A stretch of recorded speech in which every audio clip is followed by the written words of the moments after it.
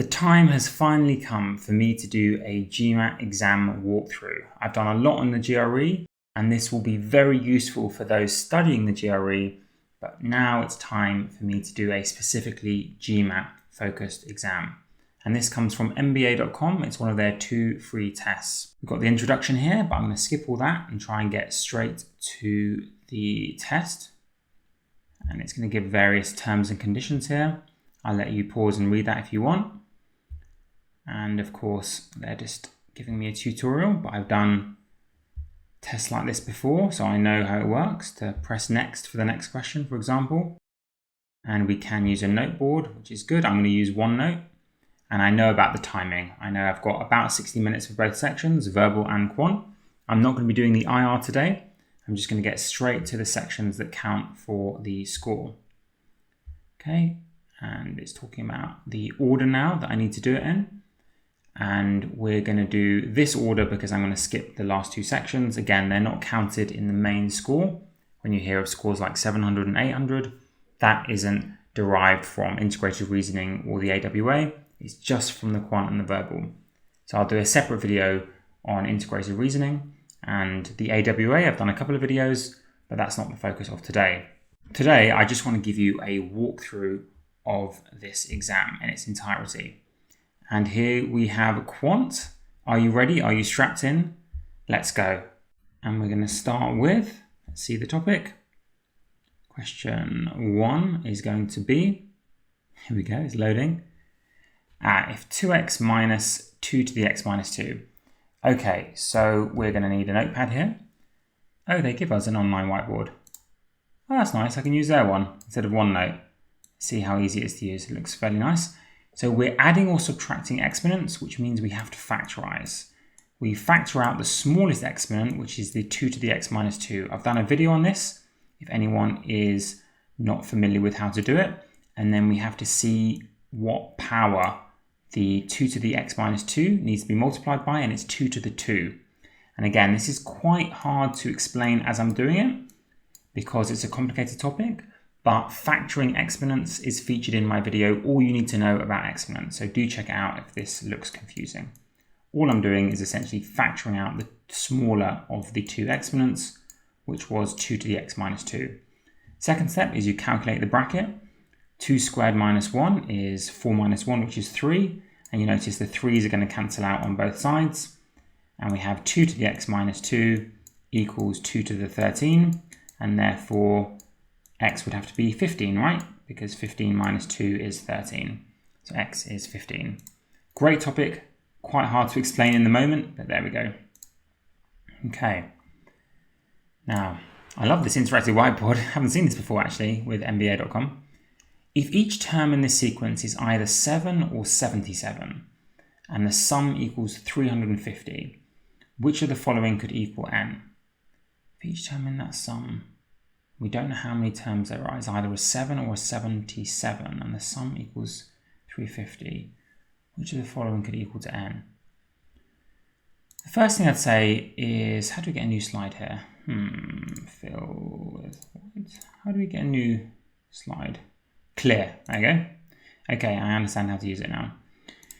Okay, if they were all 7, we would have 57s, wouldn't we? Because 7 times 50 gets us to the sum of 350.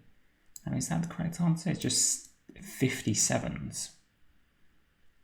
It can't be because it said which of the following could equal to n.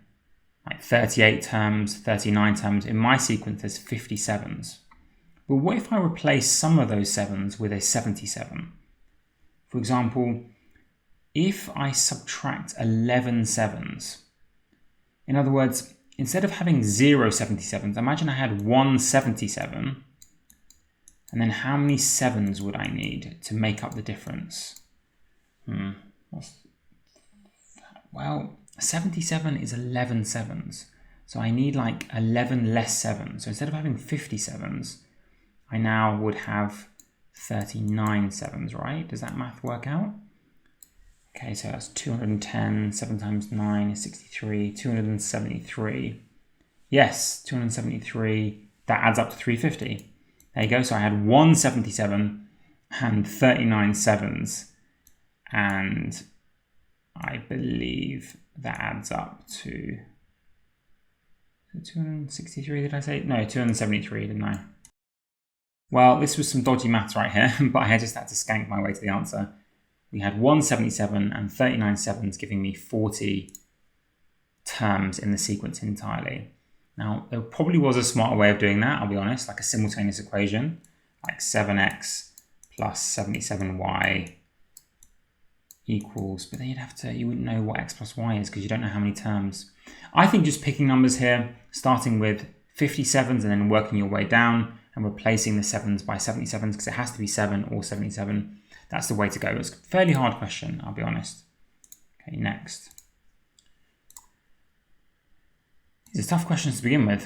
In the xy plane, does the line with that equation contain the point RS? Okay, it's important, by the way, if you start off with some hard questions, don't panic.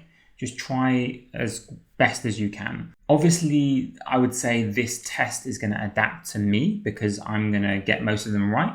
And so the questions are going to get harder, but don't let that intimidate you. Your test might be a bit easier than this. Anyway, in the xy plane, does the line with that equation contain the point RS? So we've got these two brackets equaling 0, which means it could be 3r plus 2, excuse your handwriting, 3r plus 2 minus s equals to 0. Because remember, when two things multiply to equal 0, then either one bracket is equal to 0 or the other or both. So making that first bracket equal to 0, that's an s by the way, we would have 3r plus 2 equals s, which is the same as y equals 3x plus 2. So the r being the x and the s being the y. So that seems to be the solution. The problem is we have this other bracket, 4r plus 9 minus s equals 0. So it could be, rearranging that one, it could be the second bracket in statement 1 is 4r plus 9 equals s. Or replacing, because don't forget the r is like the x because it's the first number in the coordinate, and the s is like the y. But that would be 4x plus 9 equals y. So it could be, if you solve those two brackets, it could be that 3x plus 2 equals y, which is the solution we want. I know the wording is confusing. Does the line with that equation contain the point? It just means, does the solution look like 3x plus 2? But it could be, or it could be the other one. And then with the second statement, we've got the same situation. One of the brackets is 3r plus 2 minus s, in other words, 3x plus 2 equals y. But the other solution in statement 2 is again something different, which is, what is it, 4r, we can replace that just with an x actually, 4x minus 6 equals y. But again, we don't know whether it's the right equation or this other equation. But when we put both statements together, there's one equation that appears in both of them, which is the 3x plus 2 equals y. So when we put both statements together, we know it's that equation, which is the right equation. So I'm going to pick C together here. Okay, next one. As you can tell, maybe if you're coming from the GRE, these questions are slightly harder than the ones you get on the GRE, but still very useful to practice. Okay, a circular jogging track forms the edge of a circular lake that has a diameter of 2 miles. So we've got a diameter of 2 miles and a circular lake here. So I'm just going to write 2 for the diameter of the lake. Johanna walked once around the track at an average rate of 3 miles per hour. So we know that we probably want to work out the circumference here. That's going to be relevant. Do you remember the circumference formula? It is 2 pi r. And the radius would be 1 if the diameter is 2. So 2 pi times 1 is 2 pi. In other words, we know the circumference of this circle is 2 pi. And she's going to walk around at a rate of 3 miles per hour. And then I can tell it's asking about t, which is the time it takes her to walk around the lake. Now, as I've just done in my famous speed, distance, time video, always draw the triangle and it will tell you what to do. We have the distance around the lake is 2 pi. We have a speed of 3 miles an hour. And the triangle tells us to do distance divided by speed. So 2 pi, pi, don't forget, is 3.14 approximately. 2 times that would be what? 6.28. We can do this in our heads. Divided by 3, which is the speed, and that will tell us the time. Now I can tell they don't want an exact answer, just a ballpark answer. And 6 divided by 3 is 2. So 6.28 divided by 3 is going to be just over 2, like 2.1, which is in this range. That was a slightly easier one, I would say. None of these are particularly easy, but a bit easier. Okay, next one. This sequence, or another sequence question, of integers such that ak is k, if k is odd, fine, and ak is minus k minus 1, if k is even. Is the sum of the terms in the sequence positive? N is odd. The sequence of integers is such that that is confusing. So let's say we started off with 1. Then, so the first term. The first term is A1, of course. And that equals 1 because it just equals k, it says, if k is odd. And the first term, 1, is odd, and so it just equals k, it equals 1. I know it's kind of confusing language. It's just saying, look at the number of the term you're on. So for the first term, that's the number 1. And that just equals itself. It equals k if k is odd. But if k is even, so for example, the second term, A2, I've done a video on sequences, by the way, then it equals the last term, a k minus 1, remember, is the last term, the previous term, but the negative version of that. So A2 would be the last term, which is 1, but the negative version of that. A3 is just going to be equal to 3. By the way, you might think I've got some formula for this. No, I'm just picking term by term by term to try and figure out what's going on. The third one is 3, and the fourth one I can tell is the previous term, but just a negative version. So I understand the sequence now, and I wouldn't have got that without trying the first few numbers in the sequence. Now, is the sum of these terms going to be positive? N is odd. I think that's sufficient because the first term is a positive, and if we look at the sum of the first 3 terms, say they picked n as being 3, that sum would be positive. Or if we did the sum of the first 5 terms, that's going to be positive. Because if n is odd, it means you've reached that term in the sequence, which is a positive, before seeing the next term, which is going to be the negative. So without even adding these up, I can tell if we count the first 3 terms, it's going to be positive. Count the first 5 terms, it's going to be positive. So statement 1 is sufficient. an is positive. Statement 2. an is positive. So they're saying the last term, an, because an means the last term in the sequence. The last term in the sequence is positive. Again, it means we're ending on a positive number. And given that we're starting on a positive number and they balance out perfectly, if we end on a positive number, it will mean that there are one more positive terms than negative terms. For example, if we ended on an even number, say we added up the first 4 terms, it would perfectly cancel out to 0. Or if we added the first 6 terms, it would perfectly cancel out to 0. But if we have the last term being an odd number, it means they haven't cancelled out. So there's one more positive number, so that would tell us. So each statement is sufficient. Again, I know some of these questions are quite complicated, so please feel free to re-watch certain sections. Obviously, I don't have an infinite amount of time to explain because I'm under the clock as well. If x is positive, is x greater than 3? X minus 1 squared is greater than 4.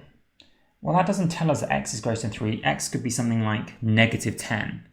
And then negative 10 take away 1 is going to be negative 11 squared is greater than 4. So it doesn't tell us that. And statement 2, same thing, right? X could still be negative 10. Negative 10 take away 2 is negative 12. Negative 12 squared is greater than 9. So they're trying to trick you to see if you spot the negatives. Of course, x could be greater than 3. If x was 100, that would work in both situations. But x could also be a negative. So I think, oh, they told us x is positive. I almost got the answer wrong. Maybe you guys caught that, but it said in the question x is positive. So never mind. We have to ignore the negatives. So in statement 1, x would have to be, It couldn't be 3 because 3 minus 1 squared is exactly equal to 4. So it has to be greater than 3. So statement 1 is sufficient. Statement 2, x would have to be like 5, right? Because 5 take away 2 is 3 and 3 squared is 9. So x would have to be greater than 5. So each statement is sufficient because x is positive. So I can't go into the negatives. Let's double check that. What about x being like just over 0? No, that wouldn't work. Okay. Ooh, I almost got that wrong by being arrogant and not reading the question properly. Okay, this is a fun one. It looks like for a certain race, 3 teams were allowed to enter 3 members each. A team earned 6 minus n points whenever one of its members finished in nth place, where n is between 1 and 5. So if n was 1, if they finish first, they get 6 minus 1, they get 5 points. Okay. There were no ties, disqualifications, or withdrawals. If no team earned more than 6 points, which was the least possible score a team could have earned?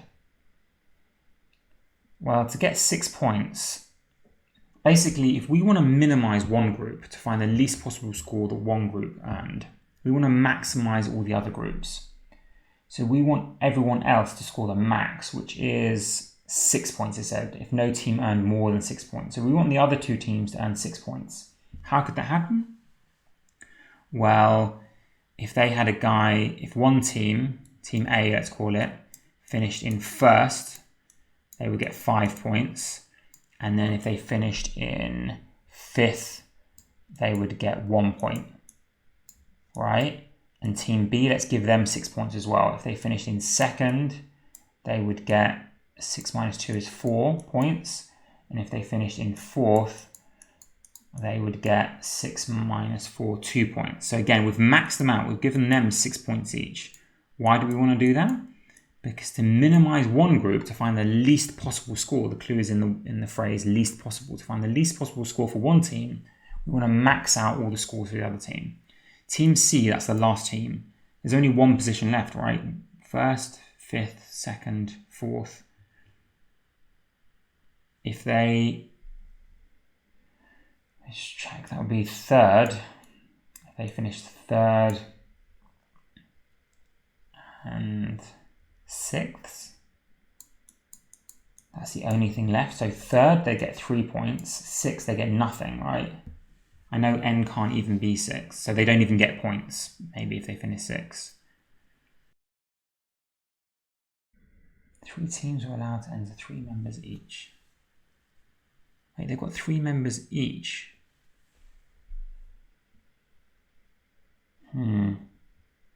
Yeah, I still think it makes sense, because even if they've got a 3rd member, they could be like 7th here, getting them no points. This could be like 8th, getting them no points.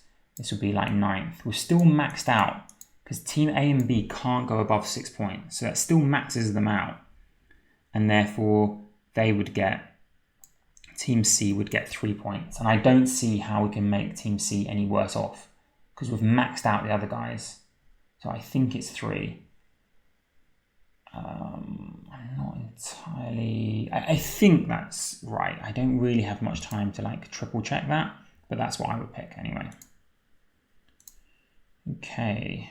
Obviously, these are quite tough because it's adapting to my level now. So these questions are going to quickly become 700 and 800 level, if not already. If 2 sides of a triangle have lengths 2 and 5, which of the following could be the perimeter? Oh, that's a nice, easier one.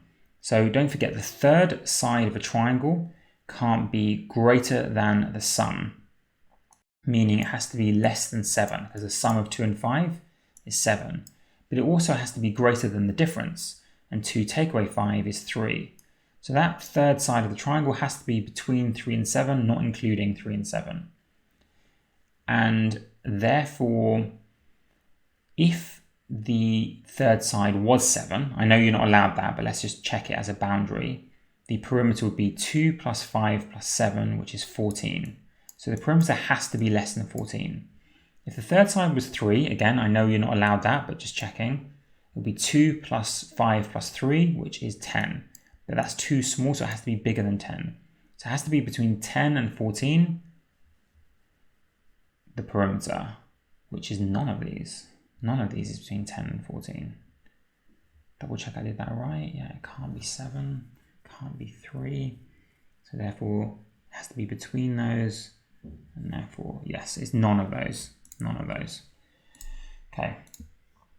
Okay, this is fun. Which of the following functions is that equal to that for all positive numbers? This kind of question famously confuses students, but if you're confused by it, please do check out my functions video. Well, let's just pick numbers for this one rather than do it algebraically. Let's pick A as being 1 and B as being 2. So we're checking if f of 1 plus 2, which is 3, is equal to f of 1 plus f of 2. Again, I'm picking A to be 1 and B to be 2. I can do that in my head. So with statement 1, with the first choice, it's 3 squared does not equal 1 squared plus 2 squared. So that's out. B, 3 plus 1, that's 4, does not equal 1 plus 1 plus 2 plus 1. 1 plus 1 plus 2 plus 1 is 5. So B's out. The square root of 3 definitely doesn't equal the square root of 1 plus the square root of 2. So that's out. D, 2 over 3. I have to write this one down. 2 over 3. Does that equal 1 over 3 plus... Wait. 1 over... Sorry. Put 2 over 1, because the bottom line is the x. 2 over 1 plus 2 over 2. So let's rewrite this one here. The second one is 2, because it's the bottom line that's x. So it's the bottom line that I should have substituted. 2 over 1. Now that's not true, is it? 2 over 1 plus 2 over 2 is not equal to 2 over 3. So it has to be the last one. I'll quickly show you. Negative 3 times 3. That better equal 1 times negative 3 plus 2 times negative 3. I should put the negative 3 on the outside actually to make it look the same as the original. And yes, that is negative 3, negative 6, negative 9. It does equal each other, so it is E. Okay, again, if that's confusing, do check out the functions video. Okay, rates for having a manuscript typed at a certain typing service are $5 per page for the first time a page is typed, and $3 per page each time a page is revised. If a certain manuscript has 100 pages, of which 40 were revised only once and 10 revised twice. Well, just to do the 100 pages, it would be 100 times 5.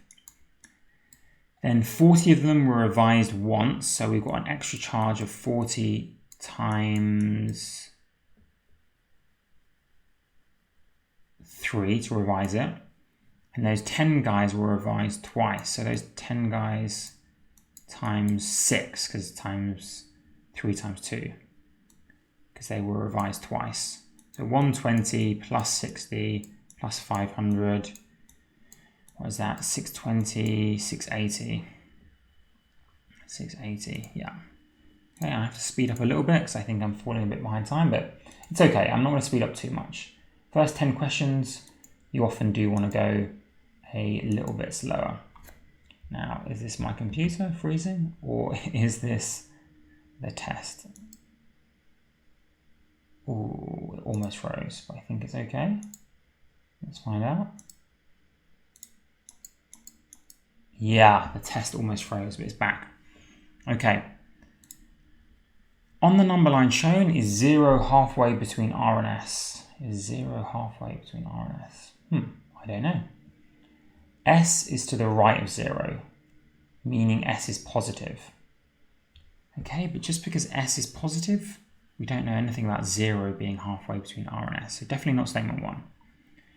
The distance between T and R is the same as the distance between T and negative S. The distance between T and R. The distance between T and R, what's T though? Like if we make T like 2 or something. Distance between T and R, so let's make T like negative 2. So that's a distance of 4. is the same as the distance between t and negative s. So that means s would have to be like 2, because we need that distance to be the same as, yeah, because s would have to be, this is t, that's r. So that distance is 4. This is statement 2 we're dealing with now. For that distance to be the same as the distance between t and negative s, s would have to be 2, right? Because if s was 2, then negative s would be negative 2, and then the distance would be 4 again. So basically r is negative 2 and s is positive 2. Ah, I see now. So 0 would be halfway between them. But do we need, is there any other way? The distance between t and r is the same as t and negative s. We could write that algebraically, right? The distance between t and r, t minus r, is equal to the distance between t, so t take away negative s, so t plus s. Take away t from both sides, so negative r equals to s. So s is equal to r but with negative. Okay, so that proves it's halfway. And do we even need statement 1? S is to the right of 0. Like, do we even need that? Because the number line tells us that s is on the right of r. So we know if one of them is positive, it's going to be the s one, because s is to the right of r. I don't see how we need, but even if s was the negative somehow, which doesn't even make sense, there would still be halfway between them being 0. Have I missed something? I don't think I've missed something. What if r was a positive number? So t being 2 and r being like 1. That's a distance of 1, but then s would have to be, the distance between those two is 1, and there's the same as the distance. So s would have to be the minus 1. So again, it has them halfway between, even if r is positive. But we know it can't be that way around because s is to the right of r. So I think statement 2 alone, and I'm only about 9% sure on that one though. Okay, this one. Solve this one. The square root of x squared over x. Don't forget, because there's a square root symbol, the top line has to be positive. So we know the top line is positive, and therefore it looks like it will just equal 1, but if x was, say, negative 1, then it would actually be positive 1 still on the top. So if x was 1, it's 1 over 1, which is 1. But if x is negative 1, it's 1 over negative 1. Why is the top line positive? Because the square root always has to be positive. So actually it's not any of the first 3, and it's not even, it could be x. I think it looks like e though, because it's the absolute value of x over x. In other words, it does equal 1, but only if you eliminate, right actually. Is it d? No, because the x's cancel, so it's not that. We know it's not 1 or minus 1 because it could be either. It's definitely not 0. So but it's not d, because like if I make x 2, then it's 2 over 2, which is still 1. So it's not, so it has to be e. I can't fully check it, it just has to be e because I've eliminated the others. Okay. It was key there knowing that square root is always positive. This one, which the following statements could be true. X is bigger than y squared. So one example would be, statement 1, which x being a huge number, like 20, being bigger than y squared, like 3 squared, being bigger than z to the power of 4, like 1 to the power of 4, which makes x bigger than y bigger than z. So it definitely could be statement 1.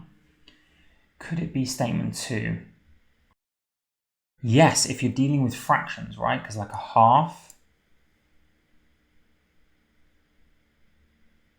a half is bigger than 2/3 squared. Because remember, when you raise the power of a fraction, it gets smaller. So even though 2/3 is bigger than a half, 2/3 squared is not bigger than a half. It's 4/9, which is less than a half.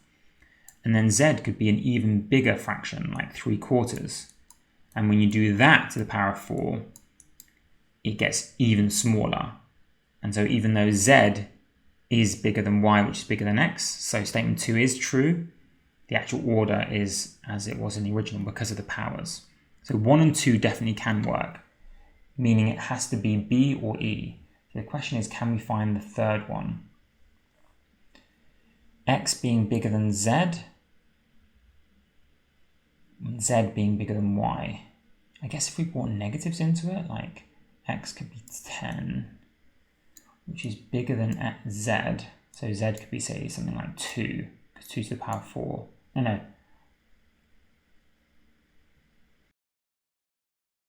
Z could be like 1 maybe, because 1 to the power 4 is less, and X is bigger than Z.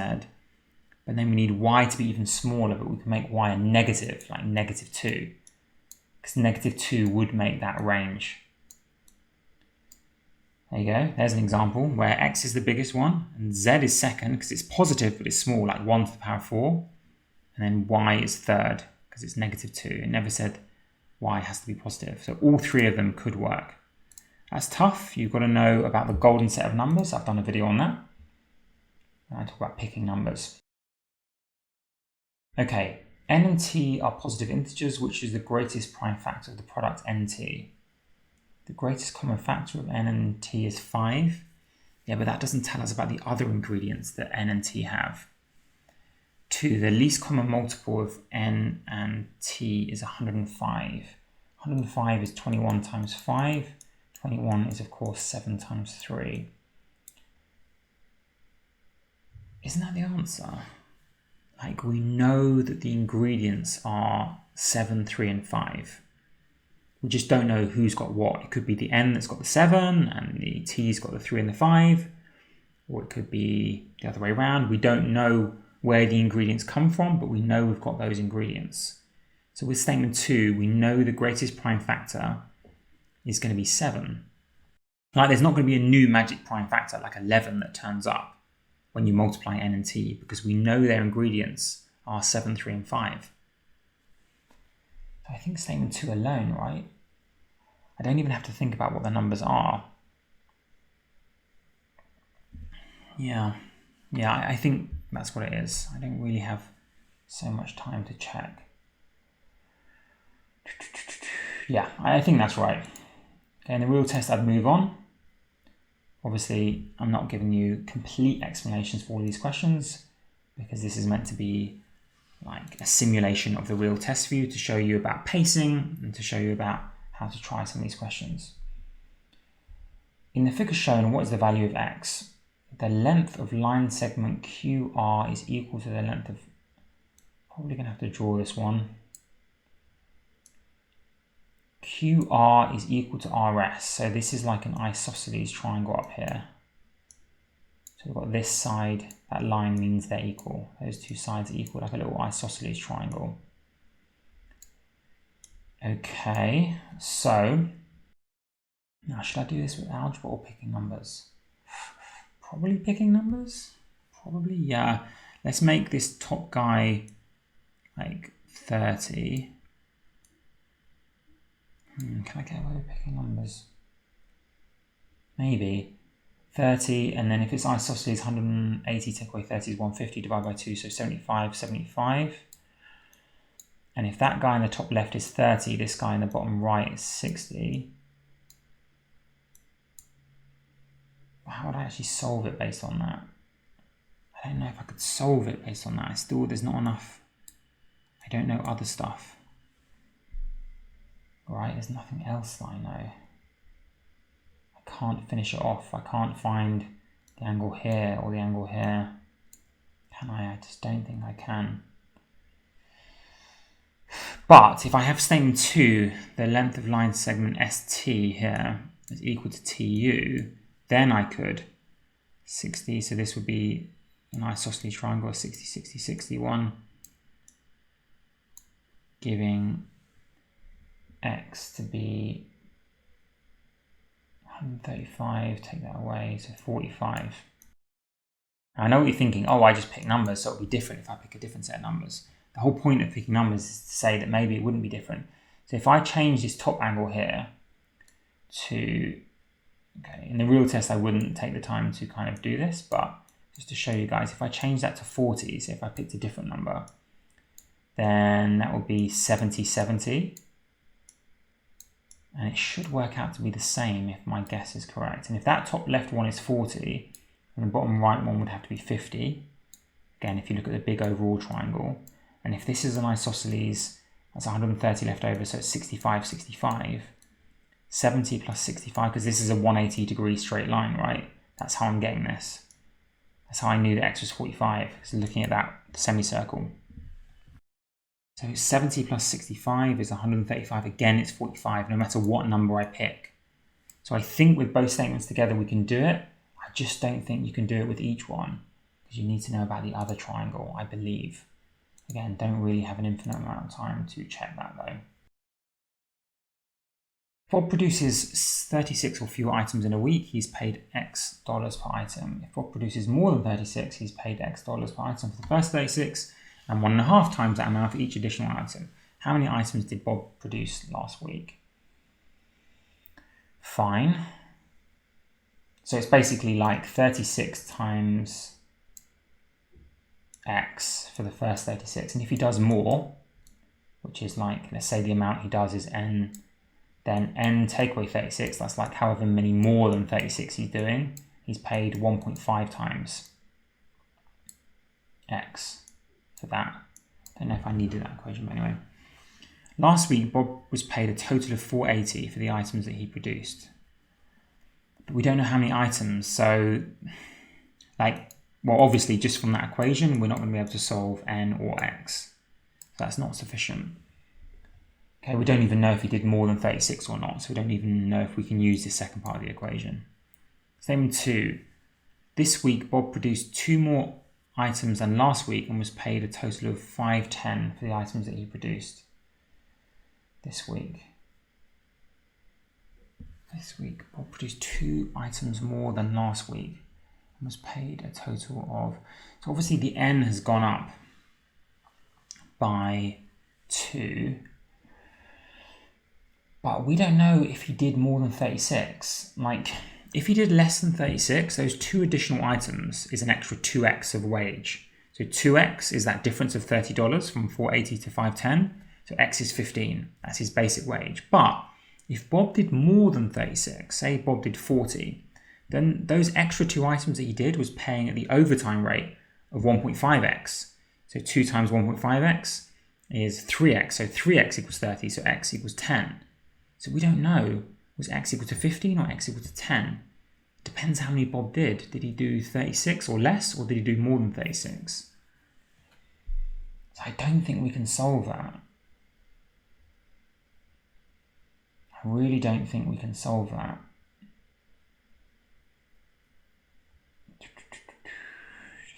Yeah. Again, I don't have time, but I don't think we can solve that. Okay. Obviously, I might be wrong. Before being simplified, the instructions for computing income tax in country R were to add 2% of one's annual income to the average of 100 units of country R's currency. Okay.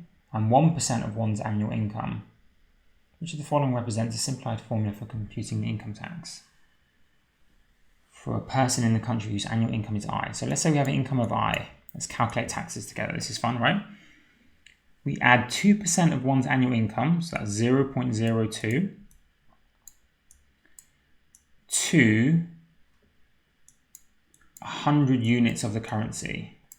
There you go, plus 100. 2% of one annual income to the average of 100 units, and 1%, oh, sorry, to the average of, so to the average of 100 units of the currency. The phrasing here is quite dodgy, the grammar, and 1% of one's annual income, so 0.01i, and the average of those two. Okay, I think I get it now. So you add 2% of your income, 0.02i, plus the average of 100 and 1% of your income. So it's the average, you add them up, divide by 2. And now I've got to simplify that. Okay, so that becomes 50 plus 1 over 100 I is 0.01, divide that by 2, so 1 over 200. I, or I over 200. And making it a fraction, this is 2 over 100, or 4 over 200. To add the fractions now, I. So that's 5 over 200. If you're adding the two fractions, 5i over 200 plus 50. 5 over 200 is 1 over 40, so 1 over 40 I plus 50, yeah. See, okay. Not too bad. A company plans to assign identification numbers to employees. Each number is to consist of 4 different digits from 0 to 9, inclusive. So there's 10 options, except that the first digit cannot be 0. How many different? That's not too bad. So the first digit, we've got 9 options, 1 through 9. Then we've got 10 options, then 10 options, and then 10 options, right? How many different ID numbers are possible? That's not too bad. That's 1,000, 9,000. Seems a bit easy. Oh, 4 different digits. Oh, yeah, I knew it. See, that's paranoia. It looked too easy, so I was paranoid. So we've got 9 options for the first one, but then we have only 9 options actually for the second one. It seems like we've got 10 options, 0 through 9, but one of the options we've used already. And again, this would be 8, and then this would be 7, because we're using up the options and the digits have to be different. So it's actually 9987. Let's quickly do that. That's 81 times 56. I'm going to do a quick table for that. So 81, this is how I do it, 56. 8 times 5 is 40 with 2 extra zeros. 50 times 1 is 50. 8 times 6 is 48, 1 extra zero. I've done a video on this. And 8 times 1 is 8. So that is, what is that? Adding that up, we've got 4,480 plus 50. Just adding up these 3 branches basically. That's 4,538. 4,536. My bad. That's bad handwriting. 6 times 1 is 6. 4 is not 8. Okay, so this one. Okay, almost got that wrong because I didn't read the question. Next one. On a certain sightseeing tour, the ratio of the number of women to the number of children was 5 to 2. What was the number of men? On the tour, the ratio of children to the number of men was 5 to 11. That's fine, but it's not telling us the actual number of men. Okay, so this is overlapping ratios. It's not too bad. We've got men, women, and children. So in the question, it told us women to children was 5 to 2. Statement 1, children to men was 5 to 11. We've got to unify that by resolving the overlap, the 2 and the 5. So let's make them both 10. So times that row by 5, times this row by 2. And that gives us 22 to 25, 5 times 5, to 10. So that's the unified ratio. The number of women on the tour was less than 30. Well, the number of women has to be a multiple of 25, as we just worked out. I've done a video on overlapping ratios, by the way. And if it has to be less than 30, but a multiple of 25, it has to be 25. So that tells us. So we needed both, because statement 1, though, even though it gave us the ratio, didn't tell us the actual number, whereas statement 2 does. We can't do statement 2 alone, because we wouldn't know anything about men. So that's that. Oh, and by the way, once we know the number of women is 25, then of course we know the children is 10 and men is 22. Okay. A certain one-day seminar consisted of a morning session, afternoon session. If each of the 128 people attending the seminar attended at least one of the sessions, how many of the people attended the morning session only? So we've got a Venn diagram, and we know there's 0 on the outside because everyone went to at least one of them. And we know there's 128 in total. 3/4 of the people, so let's just deal in fractions maybe rather than total. So the total is 1. How many people attended the morning session only? So 3/4 of the people attended both. So 3/4 is here. So now on its own, you can see the 4 there. On its own, that's not enough because we don't know the breakdown between this part of the bubble and this part of the bubble. And we're trying to find the one on the left, the morning session only. Let's label that morning and afternoon. So statement 1 on its own, I don't think. Whereas statement 2, 7/8. So let's erase statement 1. Statement 2, 7/8 attended the afternoon sessions. So we know the entire afternoon bubble is 7/8. Now, if the entire afternoon bubble is 7/8, notice it didn't say afternoon only, so I'm putting it on the top. Then if that entire bubble is 7/8 and we have 0 on the outside, that only leaves 1/8 left over for the morning only. So that answers the question, and that was helped by the visuals of a Venn diagram. And 1/8 obviously of 128 we could work out, but I'm not going to bother because we don't need to, it's data sufficiency. Okay, number of stamps that Kay and Alberto had when the ratio 5:3. After Kay gave Alberto 10 of her stamps. Oh, this is the classic ratio change. Okay, so the ratio was 5x to 3x for Kay and Alberto, and Kay gave Alberto 10 of her stamps. So that means Kay has 10 less than she had, and Alberto has 10 more than he used to have. And now the ratio is 7:5, and we don't need letters for that one because it would cancel out. Then we cross multiply and let's find x. So 25x, take away 50, equals 21x plus 70. Solving that, 4x, gotta watch my handwriting here, so dodgy, equals 70 plus 50 is 120, so x is 30. So if x is 30, that means K started off with, what was that, 5 times 30, that's 150, as a result of the gift. So after the gift, so she started off with 150 and now has 140. And Alberto started off with 90 and now has 100. So there's a gap of 40. Nice. Okay, next one. Is the average of 5 different positive integers at least 30? Each of the integers is a multiple of 10.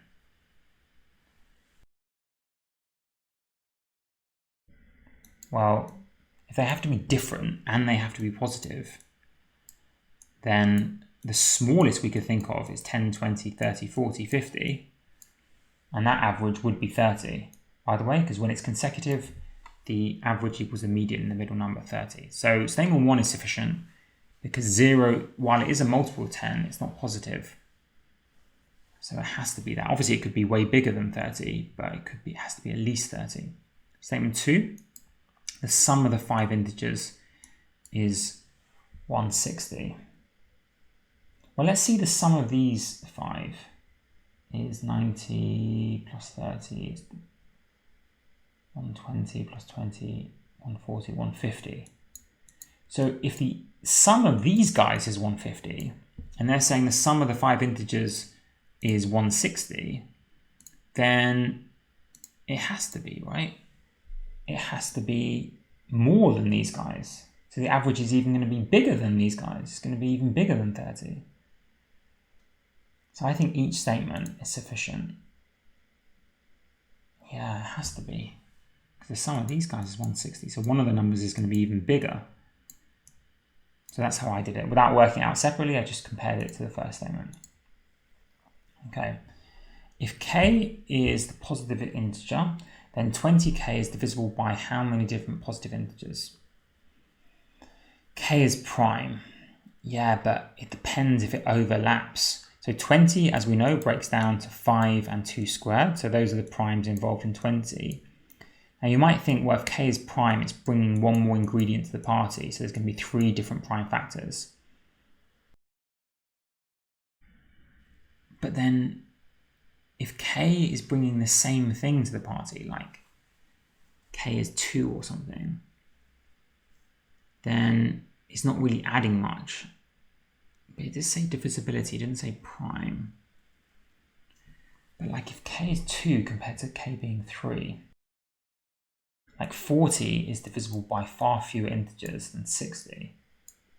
So when k is like a unique prime 3 that isn't overlapping with the others, you get far more divisibility. So statement 1 is not sufficient. K is 7. That's weird, because obviously with k is 7 we would know. It's 20 times 7. So that's almost making me double check my answer to statement 1, because statement 2 is so obvious. Obviously if we know k is 7, then we know. If k is prime, I've just checked it. If k is 2, 40 is divisible by way less numbers than 60, right? I can tell you the factors are like 40, 1, 22, 10, 4, and 5 and 8, whereas 60's got loads. 160, I don't really have time to do this though. So I think statement 1 is not sufficient. Yeah, not sufficient. Because there's just one example straight away, just when you pick numbers, so statement 2, okay. If I had more time, I'd check that. Certain library assesses fines for overdue books as follows. On the first day the book is overdue, the total fine is 10. For each additional day the book is overdue, the fine is either increased by 30 or doubled, whichever results in the lesser amount. Which is the total fine on the 4th day is overdue? So on the first day, the fine is 10 cents. On the second day, the fine is either increased by 30 or doubled, whichever results in lesser. So the lesser would be doubling to 20. On the third day, again, the lesser would be doubling to 40 rather than adding 30. On the fourth day, doubling would be bigger than adding 30. So it would be 70. That would be the fine, and just adding 30. What is the total fine? Do they mean adding all these up? No, it can't be. What is the total fine for a book on the 4th day is overdue? 70. Okay. Okay. When 1,000 children were inoculated with a certain vaccine, some developed inflammation at the site and some developed fever. How many children? This looks like a Venn diagram again. Got a very dodgy Venn diagram there, but there you go. Got 1,000 as the total. And we've got inflammation and fever. How many children developed inflammation but not fever? So we want this section, question mark. 880 developed neither. So 880 is outside. But that isn't enough to tell us what the question mark is. Statement 2, 20 children developed fever. Again, on its own, that wouldn't be enough. And notice it didn't say fever only. This is very much like the other question. It just said fever in total. So we know the entire box, the entire bubble is 20, plus the 880, we would know what the question mark is with both statements, but not each one alone. Very similar to that other question, actually. A committee of 3 people is to be chosen from 4 married couples. What is the different committees that can be chosen if 2 people who are married to each other cannot both serve on the committee? So we've got 4 married couples. That's 2, 2, 2, 2, so 8 people.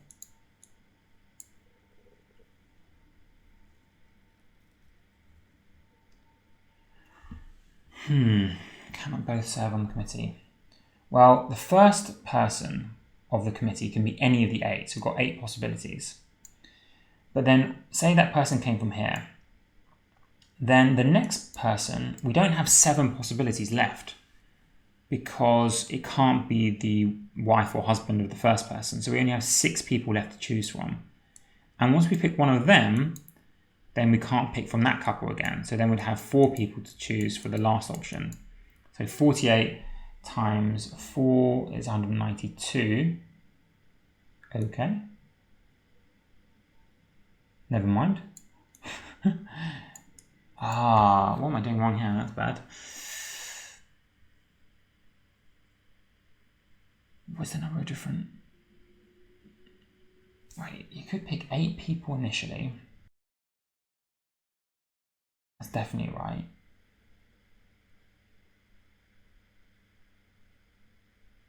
Oh, divide by 3 factorial, because we've got 3 different, we're picking from 3 different couples, and that's hard to explain right now, but we're picking from 3 different couples eventually, and we could have done that in any order, like A, B, C couples, or BCA or ACB or whatever. So divide by 3 factorial, divide by 6, which is 30. Damn, that's still wrong. What was that? 30. No, it's 32. My bad, that's just bad maths. 32, yeah, it's 32. That's really hard to explain. I think I've covered that in my combinations video. This is an 800 level question here, I believe. I'm only 9% sure I got that right. For every positive even, let's see how long I've got 10 minutes for 5 questions. Not great. For every positive even integer n, the function that is defined to be the product of all the even integers from 2 to n. If p is the smallest prime factor of h100 plus 1, the product of all the even integers, so 2, 4, 6, all the way up to n, and we're talking about the number 100. So we're multiplying all those numbers together and then adding 1. P is the smallest prime factor. Then P is what? Plus 1 is really annoying. Because of the plus 1, it can't be a multiple of any of these numbers. Can't be a multiple of any of these numbers. So if we look at the primes in this list, they're a prime. What's the biggest prime in this list? What's 98 divided by 2? 49, that's not a prime. 96 divided by 2, 47. Like 47's in this list, for example. I think that's a prime number because 47 times 2 is the 98. So if you break down 98, so 47's in this list. And what I'm trying to say is that because 47 is in this list, it's a factor of H100, then when you plus 1, it's not going to be. So for P to be a factor of the plus 1 thing, it can't be a factor of any of these. And that list from 2 to 100 includes all the prime numbers up to 47 and maybe slightly higher. So the prime that it's going to be a multiple of would have to be greater than 40. Think of any prime less than 40, I don't know, like 39, and it's somewhere in this list. Because like 39 times 2, even though 39 is not even, 39 times 2 is 78, which is in this list. So 39 is a factor of this bracket, and therefore won't be a factor of the plus 1. Because if you're a multiple of a number, then you're not a multiple of that number plus 1. I hope that makes sense. That's really tough. What is the greatest prime factor of that? That's not too bad. 4 to the 17 is just 2 squared to the 17. And that is 2 to the 34. And what do we do? When exponents are added or subtracted, we factor out the smallest exponent, like we talked about earlier today, which is 2 to the 28. And that's 2 to the 6 left over, take away 1. 2 to the 6, you should memorize that as 64, so take away 1, 63. So it's 2 to the 28 times 63. And the greatest prime factor is not going to be 2. When we break down 63, it's 9 times 7. And 9 is 3 squared, so the greatest prime factor is 7. That really helped me out because I'm definitely down on time. 3 more questions. If $10,000 is invested at X% simple annual interest for n years, which of the following represents the total amount of interest in dollars that will be earned? Well, X%, you just times it by X over 100. So that's 10,000 times X over 100. That will be the interest you get every year. And then in n years, you just times that by n. Seems kind of easy. So it's just C, right? Because it's 10,000 n times X over 100. The 10,000 times X over 100 gives you the interest rate. And with simple interest, you just multiply that by the number of years. So it's not power of n, that's compound. It's just simple interest. What's the total amount? Yeah. Okay. I've got a bit more room to breathe now. I've got 5 minutes for 2 questions. In the figure shown, point O is the center of the semicircle, and points B, C, and D lie on the semicircle. Okay. If the length of line segment, let's maybe draw this out. If the length of, and O presumably is the center, yeah. If the length of line segment AB is equal to OC, so that is equal to that. Okay, fine. And we know this OC is equal to OB, of course, because they're both radii, they're both radiuses. What is the degree? So we have an isosceles triangle ABO. What is the degree measure of BAO?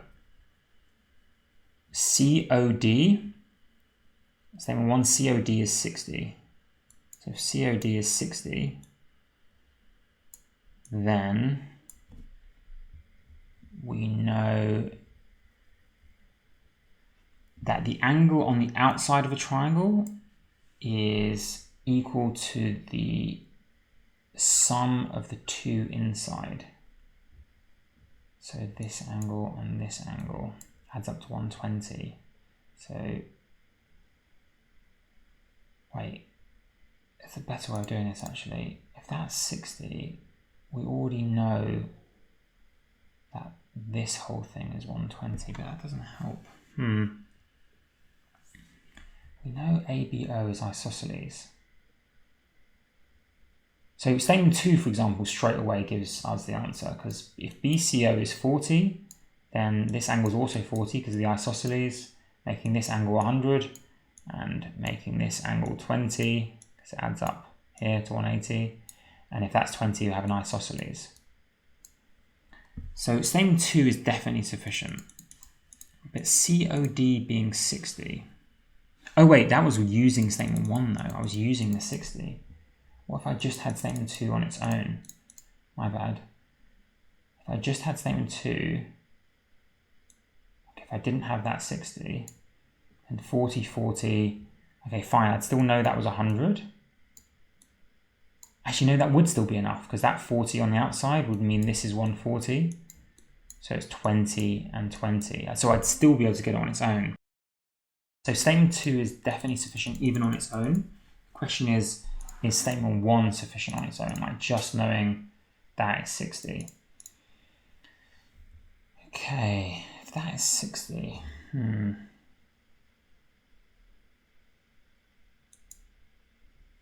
well, we would know this entire angle is 120,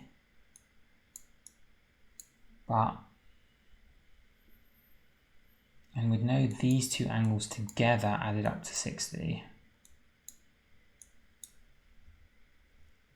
But we wouldn't know the breakdown, right? We wouldn't know whether it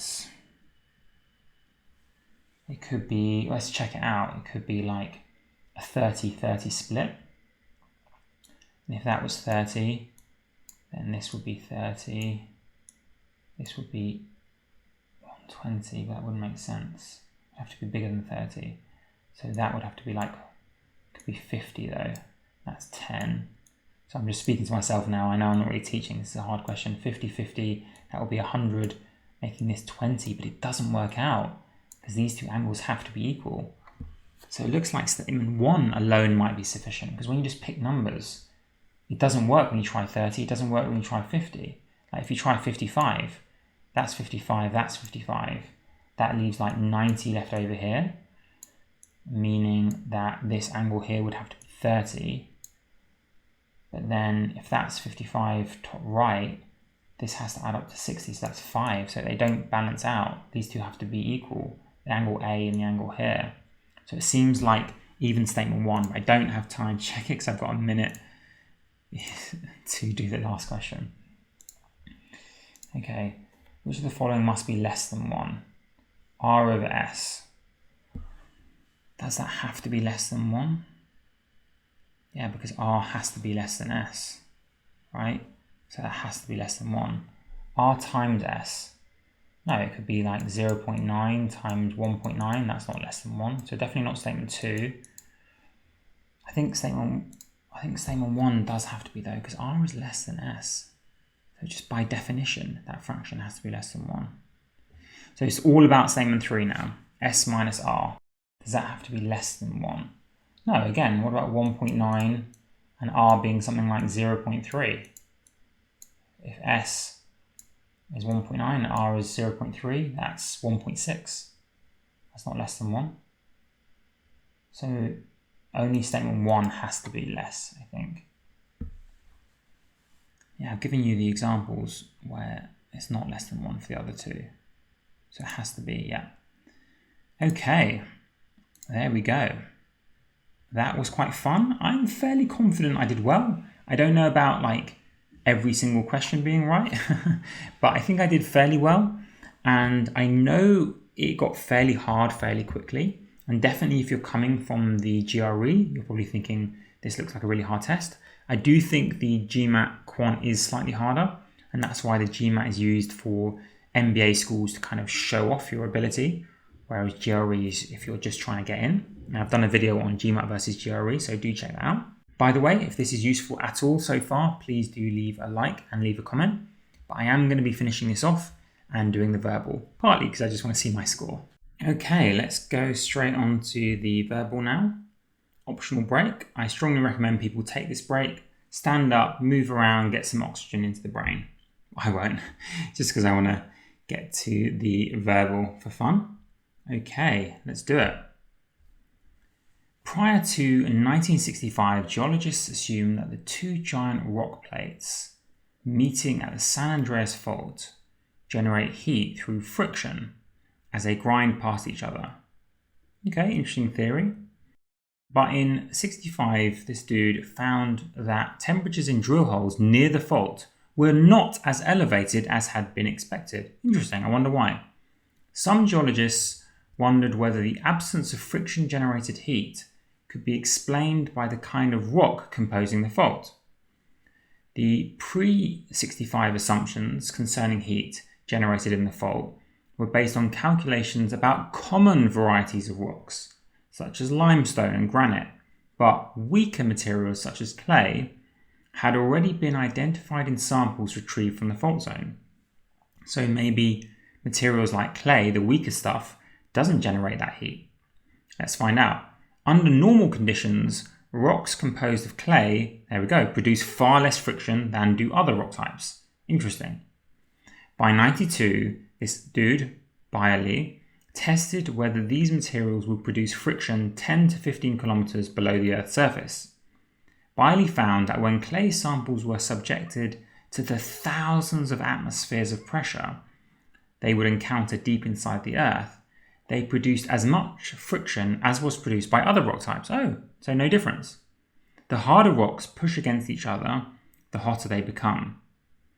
In other words, pressure itself, not only the rock's properties, affects frictional heating.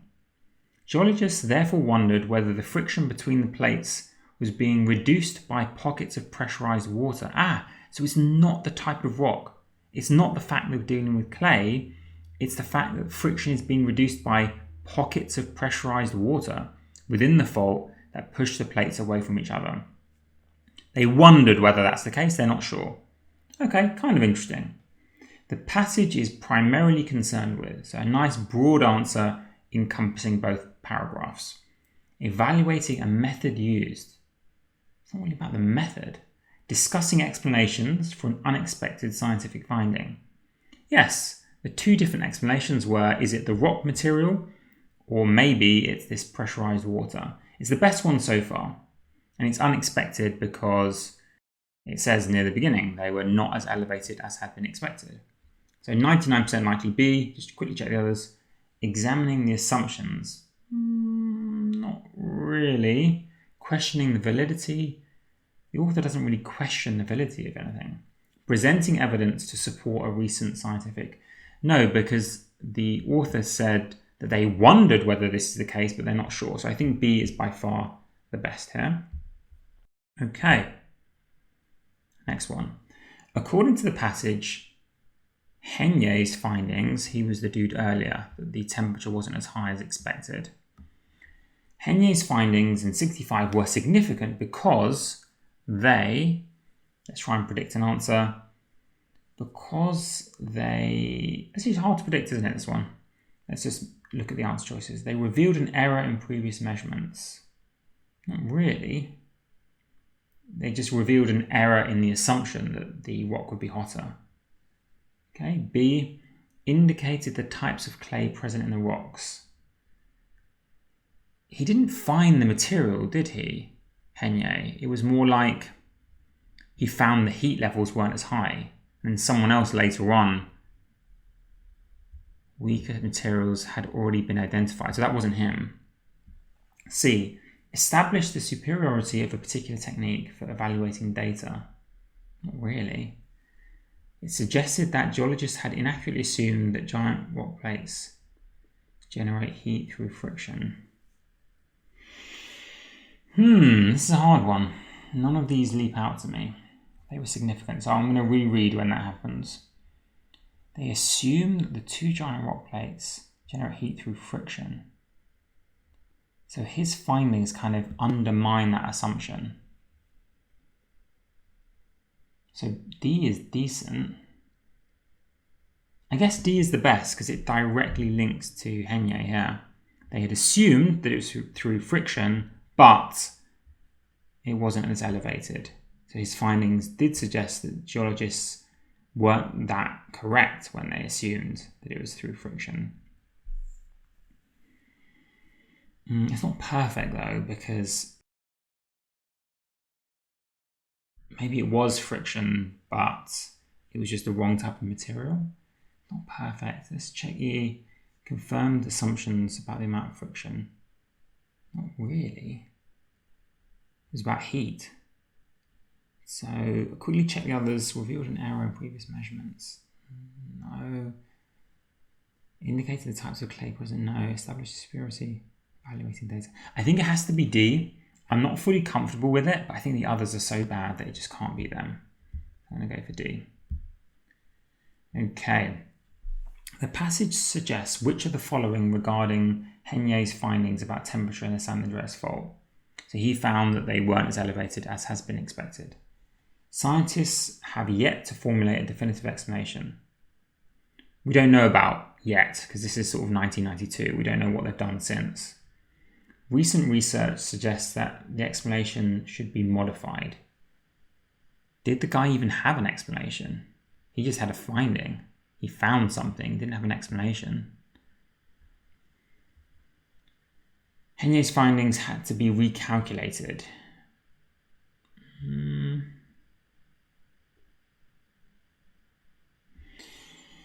Had to be recalculated in the light of the experiment.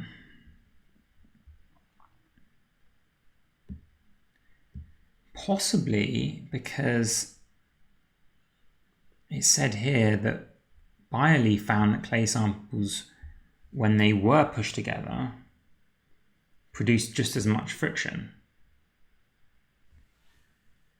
Okay. It's not really his findings that had to be recalculated. It's more just a general assumption behind it, that it's done through friction. Although maybe I'm coming back to A, because if we read this as if it's the present day, they're saying that we still don't know what the cause is. We still wonder whether it's water or something else. So maybe A is better actually, because C is not right, I don't think. D provided support for an assumption long held. No, because the assumption long held was its friction, and his findings provided against support, not support, a lack of support for that explanation. E, scientists have been unable to duplicate the findings. We don't know whether they didn't duplicate.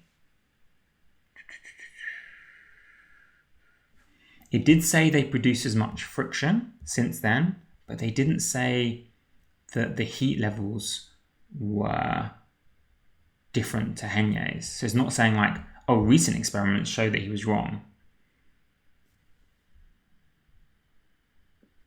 I think A is supported because it's suggested, at least, it's suggested that they've yet to formulate a definitive explanation because they still are wondering. So I think A is suggested. Anyway, took a bit of time there, but it's fun. Which of the following most logically completes the argument? The growing popularity of computer-based activities was widely predicted to result in a corresponding decline in television viewing. Recent studies have found that, in the United States, people who own computers watch, on average, significantly less television than people who do not own computers. Okay, so that fits the prediction, right? In itself, however, this finding does very little to show that computer use tends to reduce television viewing time, since, well, correlation doesn't equal causation, maybe? People who own computers watch significantly less television than people who do not own computers.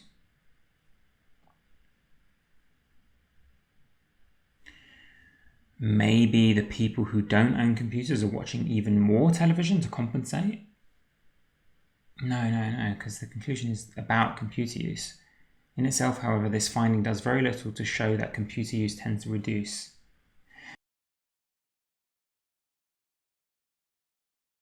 Maybe those same computer users were watching less before, even less, and now they're watching more, but just still less than other people. Okay, that's my prediction. That even though they're not watching as much as people who don't have computers, they're watching more than they used to. So undermining that theory, maybe. Many people who watch little or no television do not own a computer. No. We're talking about people with a computer and that not affecting their TV use. Even though most computer owners in the US watch significantly less television than the national average. Some is kind of a weak word. And also the passage says on average, so we're talking about the lows and the highs all lumped together on average. Demographic groups that have long been known to spend less time watching TV than the population as a whole does. Maybe, but not really.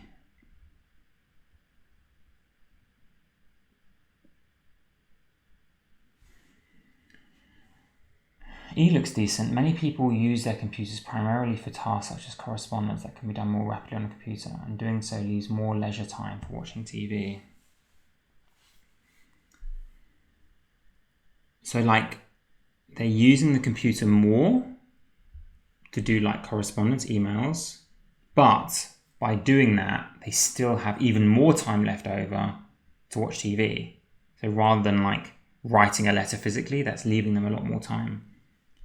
That does fit because that does show that computer use doesn't necessarily mean that you watch less TV. I don't like the word many though. Let's quickly check C again. Computer owners in the US predominantly belong to demographic groups that have long been known to spend less time watching TV. So maybe it's not the computers that's the problem. It's that the people who use computers wouldn't be watching TV anyway. Maybe young people or university students or something. Yeah, C's decent.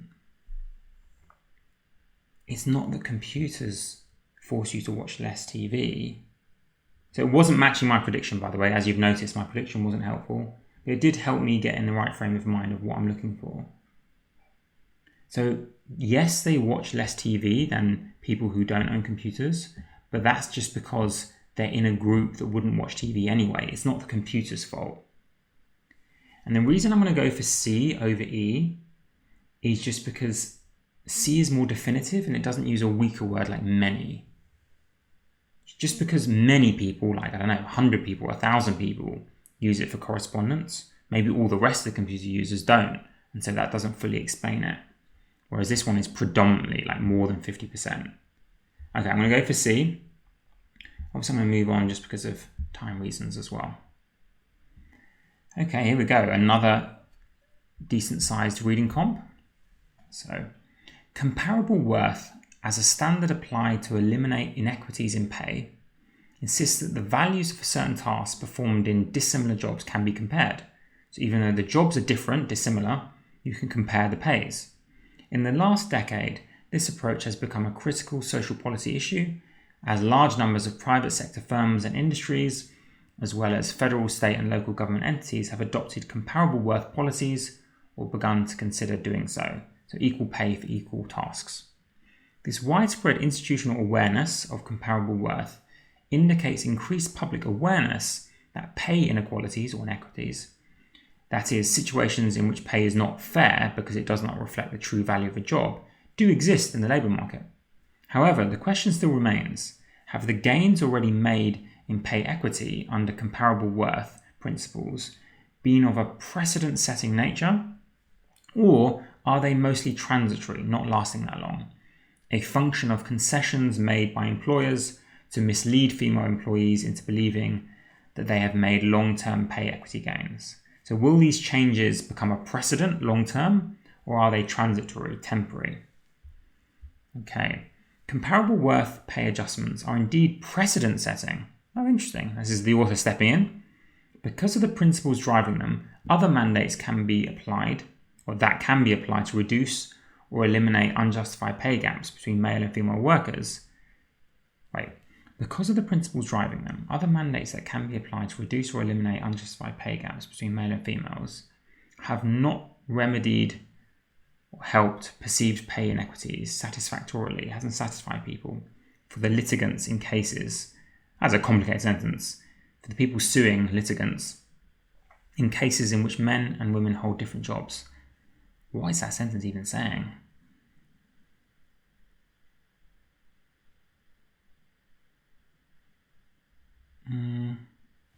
Have not remedied. So something's not helping. It's hard to work out what they're saying here.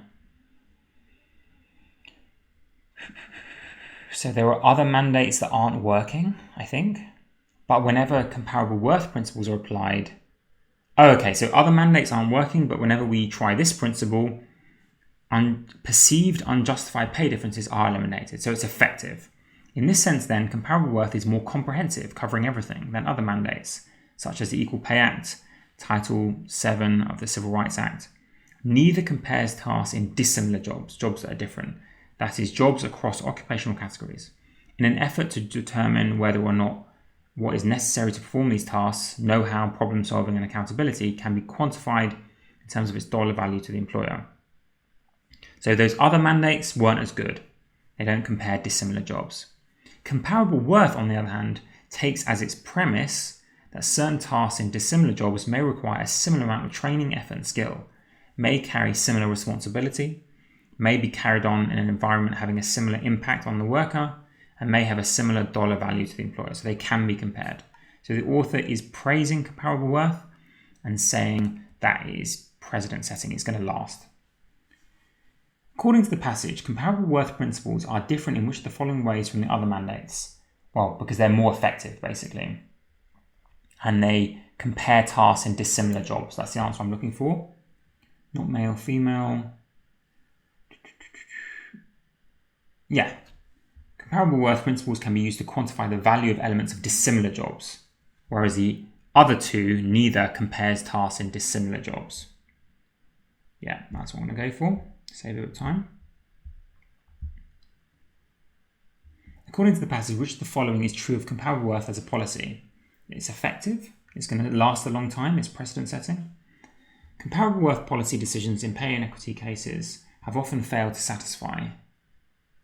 No, that was the other ones that didn't satisfy. It was other mandates here that didn't satisfy. The policies have been applied to both public sector and private sector. I don't remember that. Do you guys remember that? I can't remember whether it was public and private. Oh, here we go.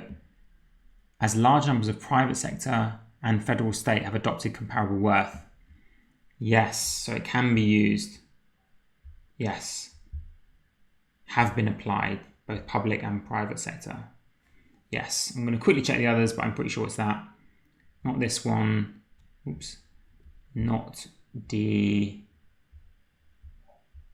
No, okay, definitely B. Nice. These questions are the hardest ones when there's 3 and you have to get them all right. So if you are behind on time, these are often good ones to guess. Anyway, I'm going to try not to guess it. It can be inferred or proven from the passage that application of other mandates would be unlikely to result in an outcome satisfactory to female employees in which of the following situations. So the problem with the other mandates was that it didn't work when they had different jobs. So the question is asking which of these 3 situations would be unlikely to result in an outcome satisfactory. So I'm looking for an answer where they have different jobs, basically. So not the first one, because they have a comparable job in the same capacity. Second one. So this is inside and outside, but that's just inside the house, outside the house, like in a building or not in a building, but it's the same job. There's still a cement company. 3, a law firm, male and female paralegals. Oh, that's tough.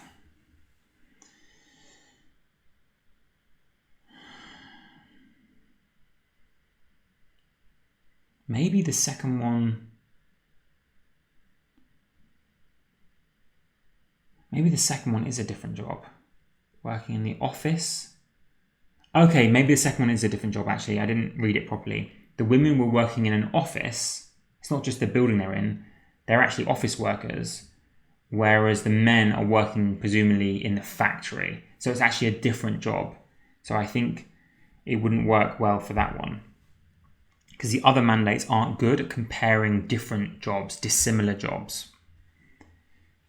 Whereas the first and third one, it's the same job, it's just like a salary issue in the third one and a salary issue in the first one. So I think the second one. Okay. Which of the following best describes an application of the principles of comparable worth as they're described in the passage? So we want 2 different jobs using similar skills, know-how, etc. No, because that's the same job, just man and woman. B, that's the same job though, programmers and programmers, just a different division, so no. I don't even understand this one. No, that's comparing how many women are promoted. It's not a different job. Here we go. Yes, because it's a different job, right? We've got clerks in the tax assessor's office compared to township engineers. And we're talking about skills, training, know-how, responsibilities. So D, yeah. Okay, happy with that. So obviously a bit behind on time, but I've done 2 long reading comps and now another CR question. So I'm going to catch up when I get to sentence correction. So no stress at all. Is it possible to decrease inflation without causing a recession? Is it possible to decrease inflation without causing a recession and its concomitant, coming at the same time, increase in unemployment? The orthodox, the traditional answer is no, you can't decrease inflation without causing recession and unemployment. Whether they support the inertia theory of inflation, that today's inflation rate is caused by yesterday's inflation, the state of the cycle, and external influences such as import prices, or the rational expectations theory.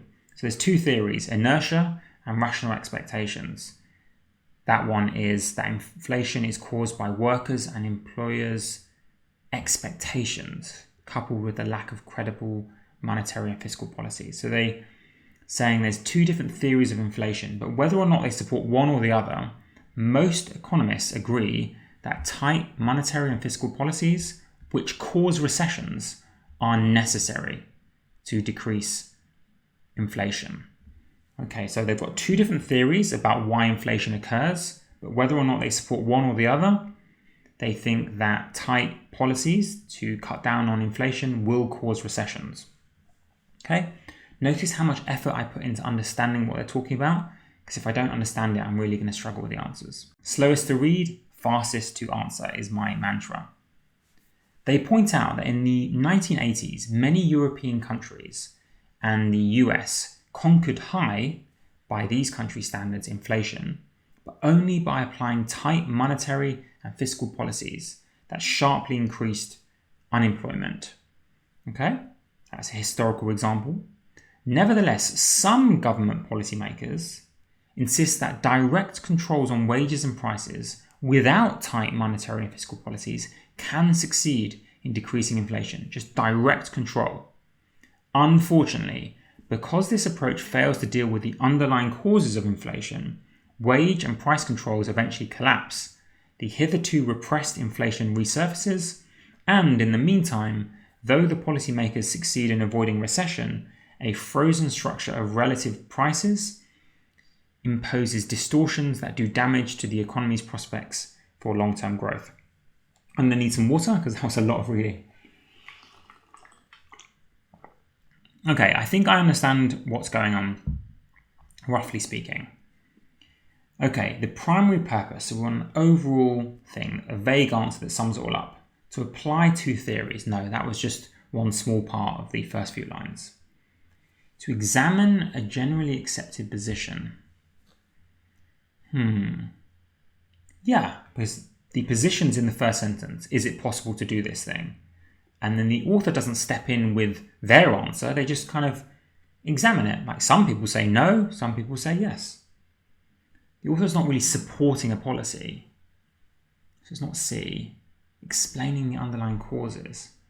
No, the author's not explaining. The author's saying there's two different theories about inflation, where it comes from. The author's not saying one of them's right. Propose an innovative solution. No. Yeah, I think B is right also because it says generally accepted, and that's like orthodox, traditional. Like that's what most people think. Okay, so I like that one. Next one. Wow, so I've done 3 reading comp in the first 10 questions. It's crazy. The passage suggests that the high inflation in the US and many European countries in the 1980s differed from inflation elsewhere in which the following ways. It said something about it was high by those country standards, as in other countries might not find that inflation that high. Where was it? It would not necessarily be considered high elsewhere. It was high by their standards. Yes, very happy with that. I'm not going to check the others.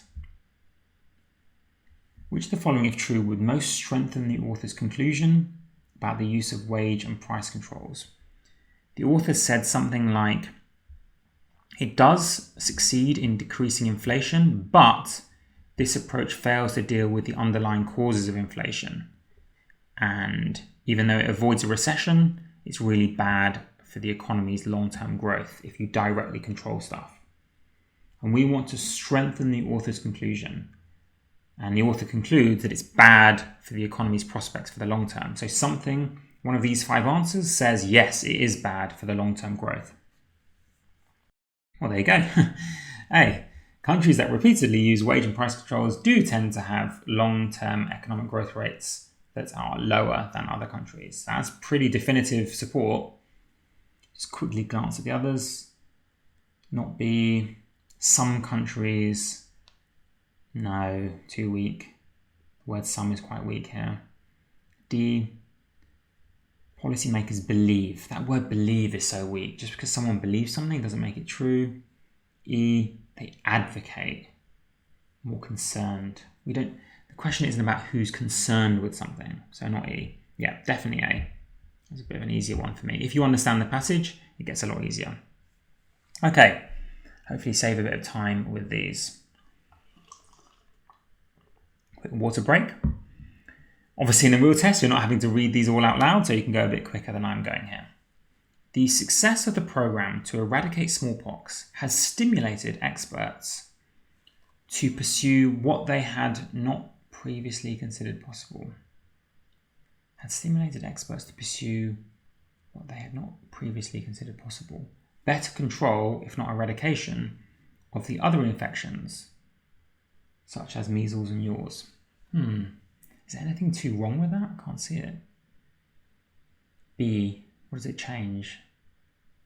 What they had not previously considered a possibility. Well, definitely not B because of the word like. We don't use like for examples. So what about C and D, something? The success of the program had stimulated experts to pursue something they had not previously considered possible. Better control, if not eradication.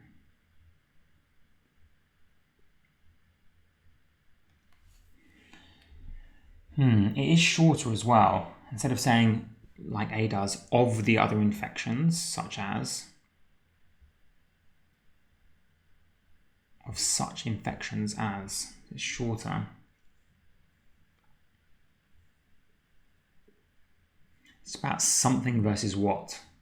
The success of the program has stimulated experts to pursue something. Has stimulated experts to pursue what they had not. That's tough.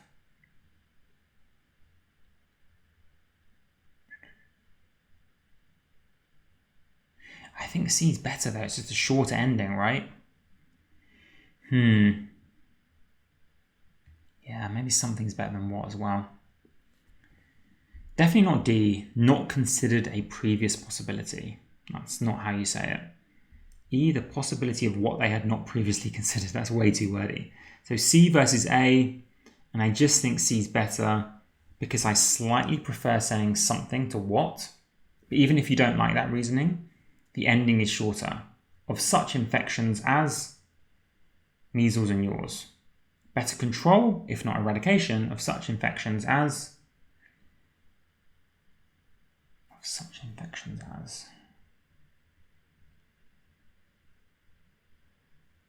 of such sports as football. Would you say sports such as, or such sports as? I think you can say such infections as. Why? Yeah, actually, with A saying of the other infections, as if they're the only other infections, measles and yaws. That's another problem with A. So multiple reasons, I think C is better than A. So I'm going to go with C here. Currently 26 billion barrels a year. That's a modifier, so the thing straight after the comma has to be that thing. What is currently 26 billion barrels a year? Definitely not the world, so not B. Definitely not the world's oil. You wouldn't say the world's oil is 26 billion barrels a year. The rise in the rate. Would the rise in the rate be currently 26? Maybe. Currently 26 billion barrels a year. The rise in the rate of the world's oil consumption is 2% annually.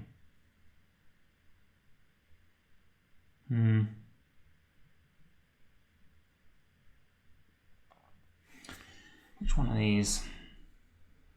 What about E? Currently 26 billion barrels a year. Oil is consumed by the world at an increasing rate of... No, this doesn't sound right. The ending as well, at an increasing rate of 2% annually. You mean it's increasing by 2% annually, or it's increasing at an increasing rate, so 2, 3, 4, 5? And also, it wouldn't make sense to say, what is currently 26 billion barrels a year? Oil. That doesn't even make sense. It's between C and D, I think. Currently 26 billion barrels a year. What is the world's oil? Is being consumed at an increasing rate? No, I think it has to be D. Wait. I didn't read A properly. Currently 26 billion barrels a year, world consumption. It didn't say the world, I misread it. What is currently 26 billion barrels a year? World consumption of oil. Yes, is rising at a rate of, and it's got a nice smooth ending. Rising at a rate of 2% annually. So it's got a good ending, and it does answer the modifier. If you're curious, you can look up modifiers. Not on my channel, I haven't done a video on it yet, but you can Google it. It's basically a few words and then a comma, and we have to say what the subject of those few words are. What is currently 26 billion barrels a year? World consumption of oil. I misread it, and that cost me quite a lot of time there. Oh well. Sales of telephones have increased dramatically over the last year. In order to take advantage of this increase, Mammoth Industries plans to expand production of its own model of telephone while continuing its already very extensive advertising of this product. Sounds like it makes sense. Sales have increased, and let's expand production. Okay. Which of the following, if true, provides most support for the view that they cannot increase its sales of televisions by adopting the plan outlined above? Seems like a good plan to me. One of these things will show that that plan of expanding production is a bad idea. The share of sales has declined, but just because your share of sales has declined, it might have gone from 10% to 8%. If the overall pie has grown a lot, that wouldn't explain that. It seems like maybe your sales have still gone up. So not A, I don't think. The average inventory awaiting shipment. I don't think we're discussing that. C, we don't care if consumers know that Mammoth Industries. That's not the point. The point is about expanding production to meet demand.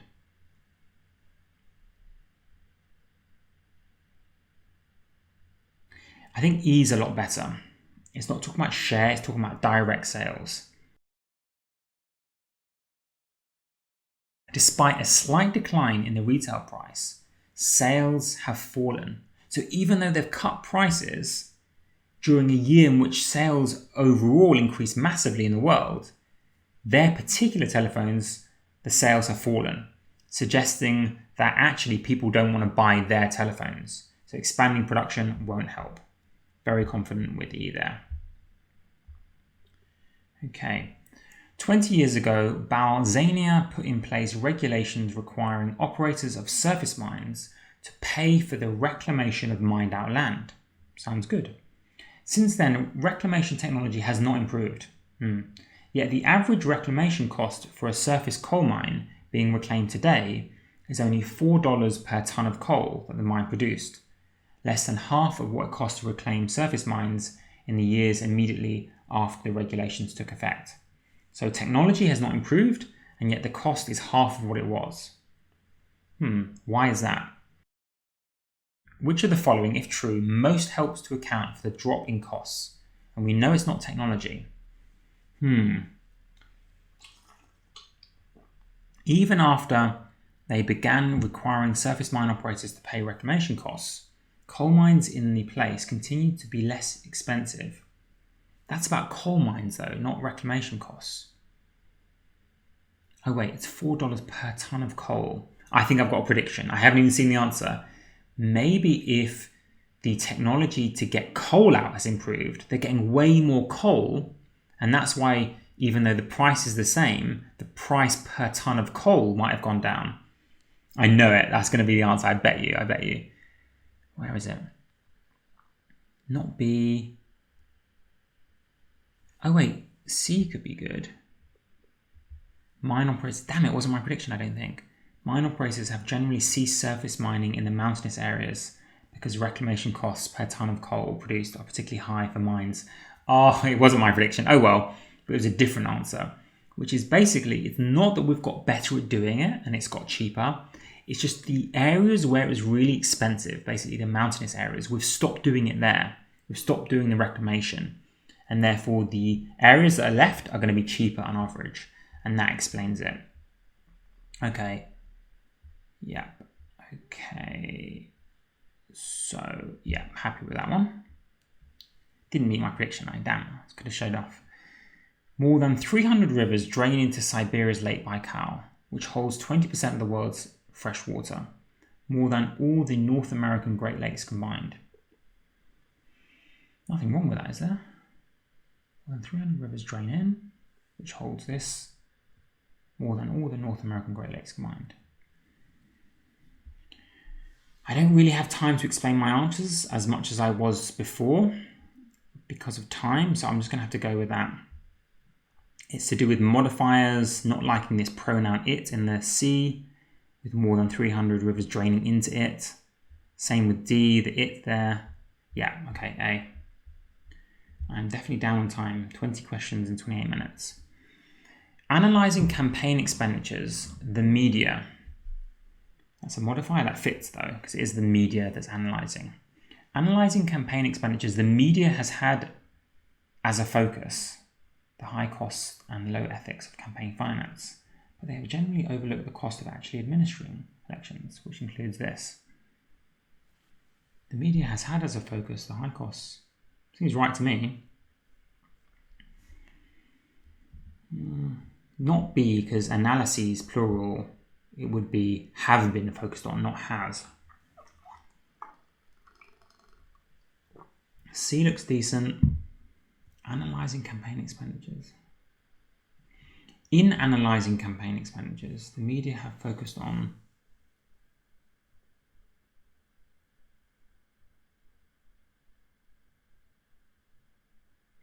maybe a problem with A is the has, so treating it as singular, the media has had a focus, but they is later on, so it's mixing up. Is media singular or plural? It can be either. You've got to make up your mind.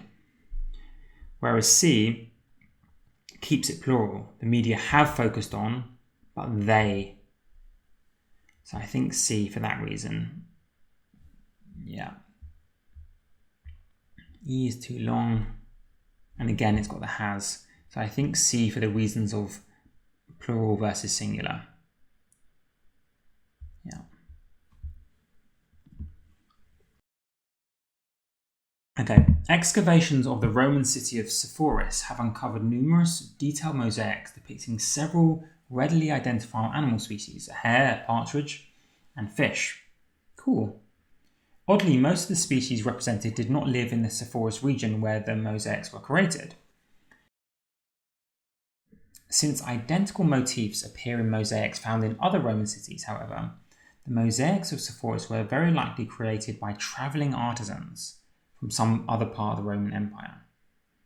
So the theory is that because the animals didn't live in that place, it must have been a travelling artist going around painting them who had it in his head or her head. Okay, which of the following is an assumption? So is that true? Hard to predict here.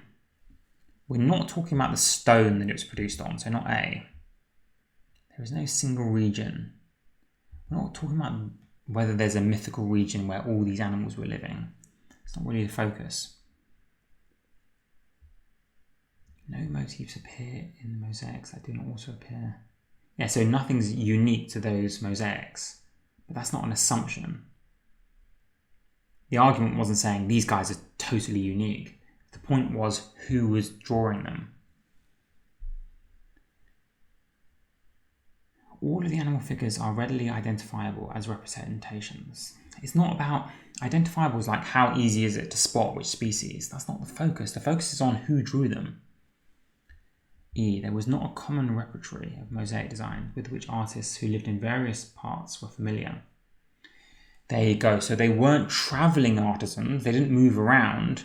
They just lived in their place, Sepphoris, but there was like a book, maybe a common repertory, like a book, a catalogue of designs that they could read. And E explains it. They didn't travel around looking at different animals. They just looked off the book. And I know it says not, but it's an assumption question, so we can doubly prove it with the negation technique by saying if there was a common book, catalogue of designs, then that totally destroys the conclusion. They weren't travelling around. Check out my assumption videos for more examples of this kind of topic. In archaeology, there must be a balance between explanation of the value and workings of archaeology, revealing the mysteries of past and present, and to promote as dodgy. So the word between has to be two things, not three. So it's not between, so it has to be B or D, among. There must be a balance among explaining the value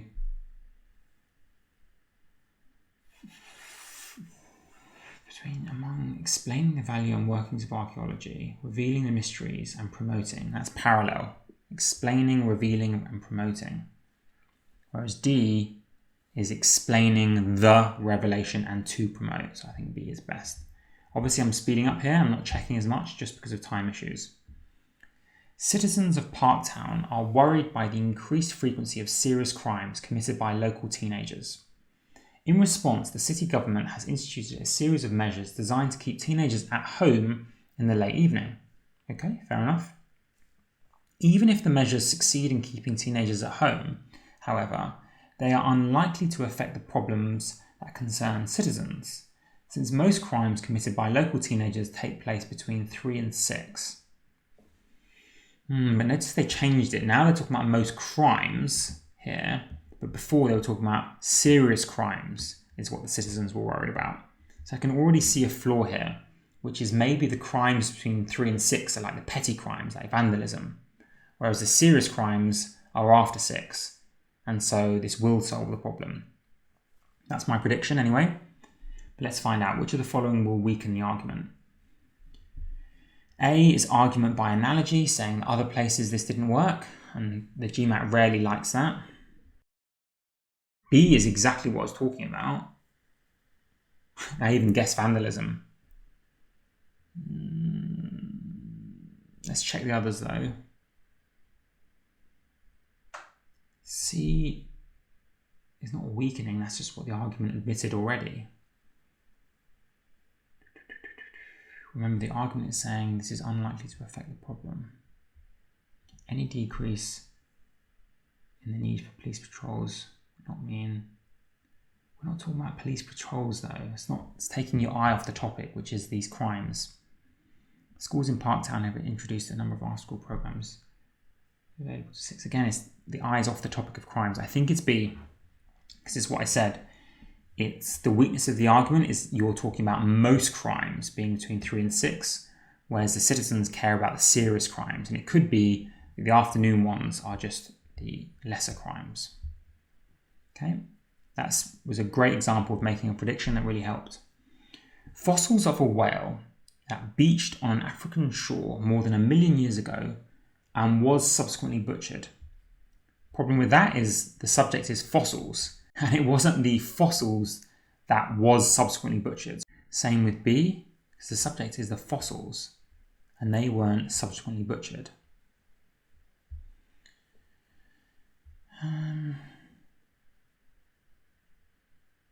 Wait.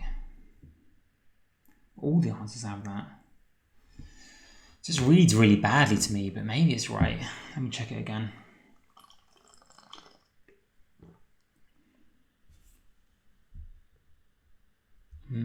Maybe. It would be have rather than has at the ending, because we are talking about the fossils.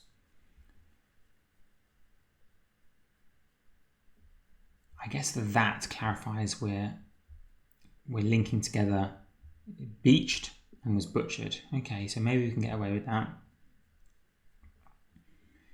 B is too long. Well, it's got the has, so we can just eliminate it already. And it's got the and then was subsequently, too many words. So A, the fossils of a whale. D, having been beached. No. Having beached on the shore and then subsequently were butchered is dodgy. I think A is the best out of those options. Yeah. Let's speed up a bit. In many corporations, employees are being replaced by automated equipment in order to save money. However, many workers who lose their jobs to automation will need government assistance to survive, and the same corporations that are laying people off will eventually pay for that assistance through increased taxes and unemployment insurance payments. Yeah, in real life, I don't think it works like that. But anyway, no one raises tax on those corporations. Which of the following, if true, most strengthens the author's argument? Well, the author's argument is that these companies will eventually have to pay for the firings that they've done. So we need to strengthen that. Say, yes, the corporations will pay for the replacing the employees.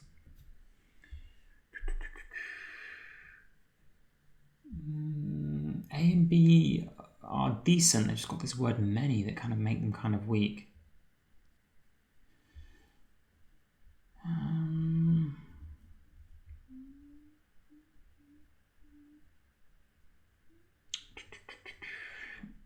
E is decent.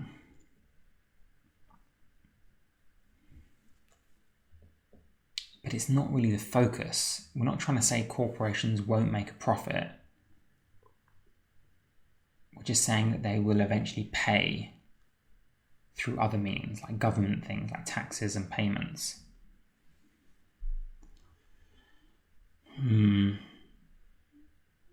Yes, D helps out because corporations might have a defense and they might say, don't worry guys, this automation will create jobs of its own. But D comes along and says that most of those new jobs, like jobs created by the machines themselves, like the people who make machines, pay less than the jobs before. So it's like it destroys the defense that these companies, these corporations might say, here's my defense that will create new jobs because of automation, but those jobs don't pay as much. So the government will still suffer and therefore will have to raise taxes. Okay, it's tough. I would normally spend more time reviewing, but obviously you've got to be a little bit time sensitive. Okay, shipping clerk. Last week, no shipments of building supplies were sent out on Friday. The 5 specially ordered shipments sent out last week were sent out on Thursday. So no shipments on Friday, 5 of the special ones on Thursday. And each of those special ones consisted entirely of building supplies. Okay? 4 shipments were sent to Truax Construction last week, none of which consisted of building supplies. So 4 shipments ended up to this place, Truax Construction, but none of them were building supplies. So we know that they didn't get the shipment on the Thursday because on Thursday it was all special and all building supplies.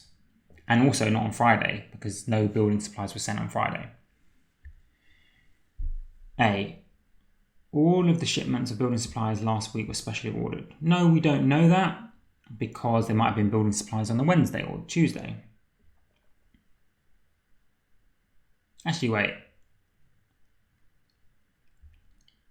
No, it said all of the special were building. That's this sentence beginning with here. But that doesn't mean that all of the building was special. So not A. None of the shipments sent on Friday were sent to Truax. Yeah, right, because there were no building supplies sent out on Friday. And, oh no, it says none of which were. Okay, so not B, because they didn't get building supplies, so that's fine. C, none of the shipments sent by last week were specially ordered. Yes, it must be that, because Truax didn't get any building supplies, and yet all of the special orders were building supplies. So therefore, none of the ones that Truax got were specially ordered. Okay, took me a little while, but I got there in the end. Okay.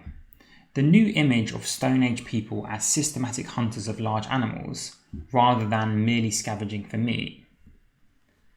No, because one's a noun, the image of them as hunters, rather than is a comparison word, so what's after that should be another noun, like, not a verb, like merely scavenging. We need another noun, rather than, here we go, mere scavengers, so D or E. Comparing a noun, systematic hunters, to a noun, mere scavengers. So it's one of those two. Has emerged from the examinations of tools found in Germany, which includes, well, the which is referring to Germany, or at the very least tools, and therefore it wouldn't be includes. It would be include. So, because tools is plural, and so therefore it would be tools include. But to be honest, it's talking about Germany. And it wouldn't say Germany, which includes 3 wooden spears. And you definitely can't say Germany, which includes 3 wooden spears. So it's E. Including the tools, including 3 wooden spears. Yeah, happy with that? As the former chair of the planning board and a board member for 28 years, Joan Philkill attended more than 400 meetings. Well, that sounds fine to me, because you say as in this context when you talk about a job role. As a lawyer, as the former chair. It's just a question of whether we need the word former or not. I guess we've got attended, so we know it's the past. And also, she wasn't a former when she was doing it. She was a chair. It's not like because I'm the former chair, that's why I attended these meetings. No, it was as the chair. Yeah, I think E, not A. Okay. In contrast to ongoing trade imbalances with China and Japan. So again, we're doing a comparison. So what compares to this ongoing trade imbalance? The United States trade deficit. Yeah, that makes sense. So in contrast to this trade imbalance, this trade deficit with Mexico declined by 500 million as a result of record exports to that country. Perfect. At least as far as I can see so far. B. B is comparing trade imbalances to the United States. So that's a false comparison. In contrast to ongoing trade imbalances, this country, the United States. The word after the comma, remember, is always the thing that you're comparing it to. Same problem with C. You're comparing trade imbalances with a country. That's a false comparison. Same thing with D, and same thing with E. Yeah. Although E, you could argue it's the US record exports. Caused a 500 million decline in the trade deficit with that country.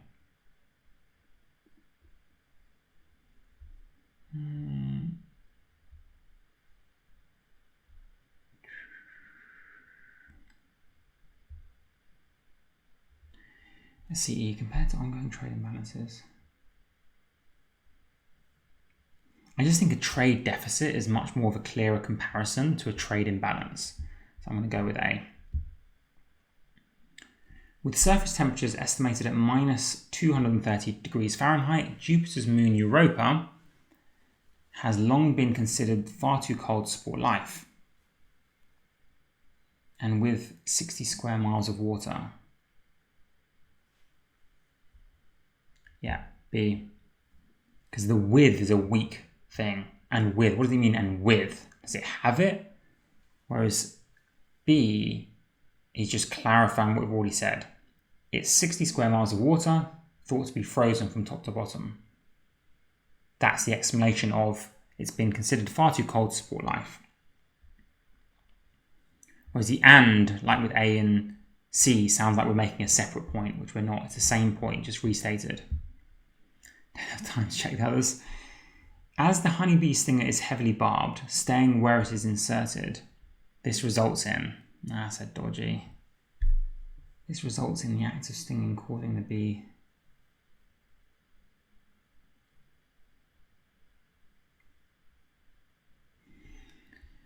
It's not the fact it's heavily barbed that results in, it's the staying where it's inserted.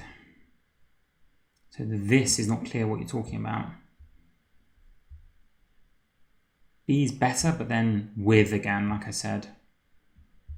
Heavily barbed and staying where it's inserted results in the fact way too long. Stays where it's inserted and results in the act of stinging causing. That's much better. The barbed stinger stays where it's inserted and results in the act of stinging. Results in the act of stinging causing. Maybe E. With the result that.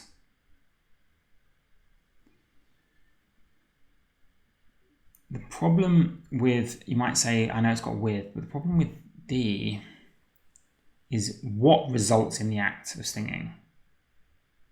Is it the stinger itself or the fact that it stays? It just says and results in the act. Whereas E sort of encompasses all of that whole phrase. The stinger is barbed and stays where it's inserted. With the result that, with the overall result that. What's the difference with B though, with the result?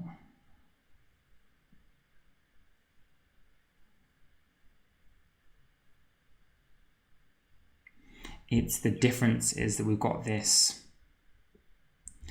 as is kind of like saying the same thing as with the result that. So it's repeating yourself. That's why I didn't like B, but we don't have that with E. Can't fully explain these anymore. I'm just running out of time too much. Sorry. Just to move on. Following several years of declining advertising sales, the reorganized its advertising sales force 2 years ago.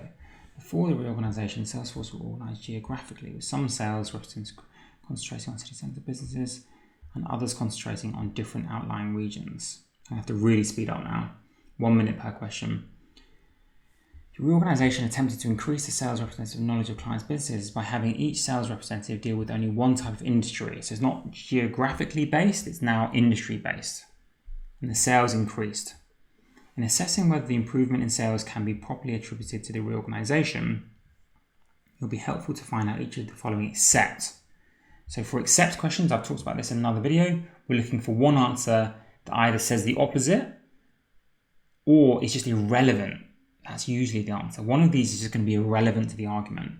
Is it the reorganization that boosted sales or not? I expect one of these answers is kind of irrelevant.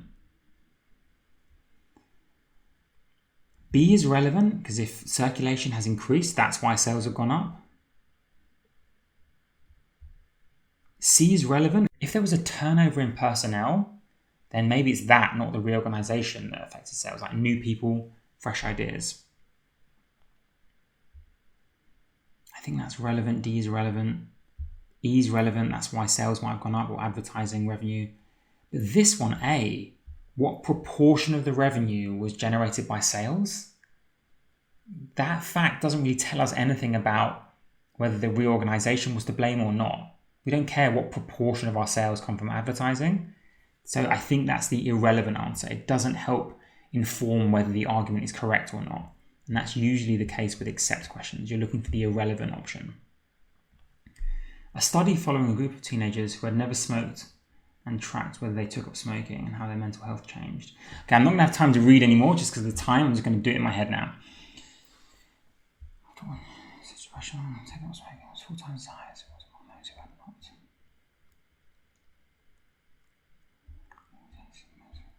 Smoking contributes to depression.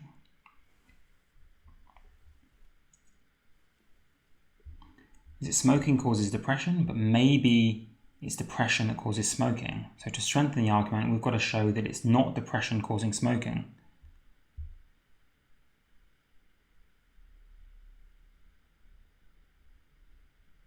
Yeah. Because A says, like, it's not depression causing smoking. So it's not, yeah, that way around. It's the other way around. Okay. Speed read. Maybe the wages are low in developing countries. In developing countries, competition eliminate large number of jobs. Countries on same levels of high productivity, high wage. Technology is being transferred, remain lower for many years because developing countries have better infrastructure and better educated workers. When productivity in developing countries does catch up, wages will rise. Some individual firms in developing countries have raised their productivity but kept their wages low. However, in developing countries, economies as a whole, productivity of foreign goods traded in international markets cause an increase in wages. Furthermore, if wages are not allowed to rise, the value of the country's currency will appreciate, which is equivalent of increased wages in developing countries. And although in the past many countries deliberately kept their currency valued, it's now much harder to do where capital moves freely. So basically saying you don't have as much to worry about because eventually they will get more productive, but then their wages will go up. So it will kind of balance out.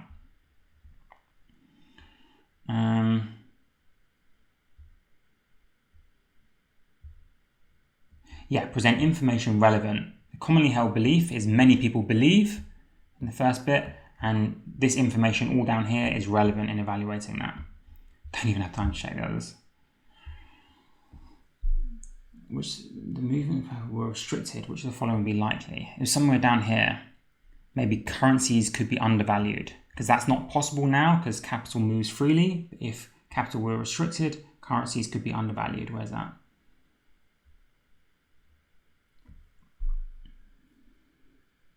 Yeah, something about currency.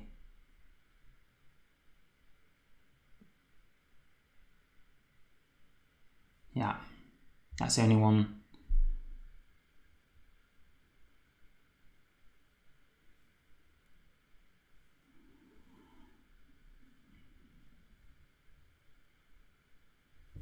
Actually, this one, you could increase wages. I'd really need more time to evaluate this one. And that was a really bad time for my mouse to stop working because I literally only have 2 minutes left. So I'm using my laptop pad now, but that cost me a minute. I don't have time anymore.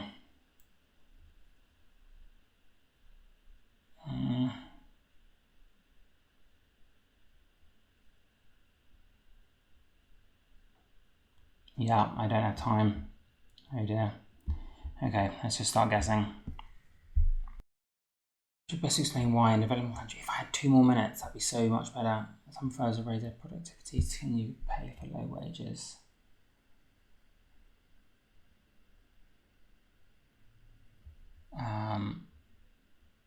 Here it was, somewhere here.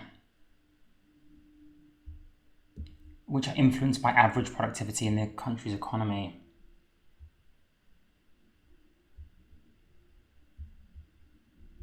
Yeah, so D, it's the average productivity, not just that particular company is one.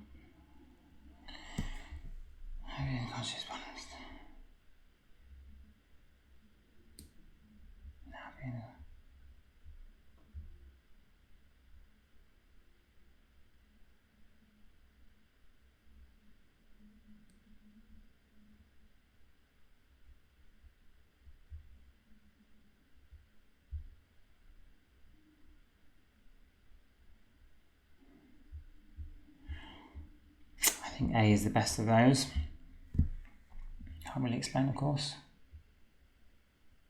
Comparison, that's easy to do. Not workers, not comparing package to workers, not package to workers, not package to a company, package to package. It has to be D or E.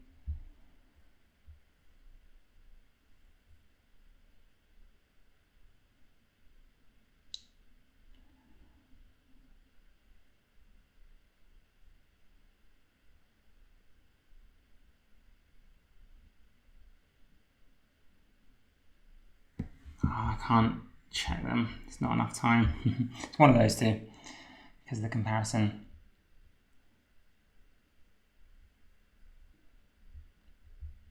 There are fewer than 1/4 as many. Definitely as many, I think.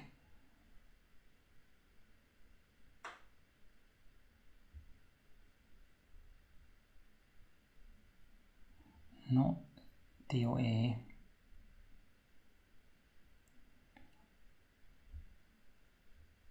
I think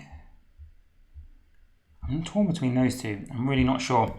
Okay, so obviously, my performance was heavily affected by, number one, losing about 45 seconds there because my mouse must have run out of batteries or Bluetooth connection. And second of all, probably needed to go a little bit faster earlier on. Obviously, with the GRE exams that I've done, I had a bit more room to teach you as I was going along because they tend to be a little bit easier. But for the GMAT, that's extremely hard to do.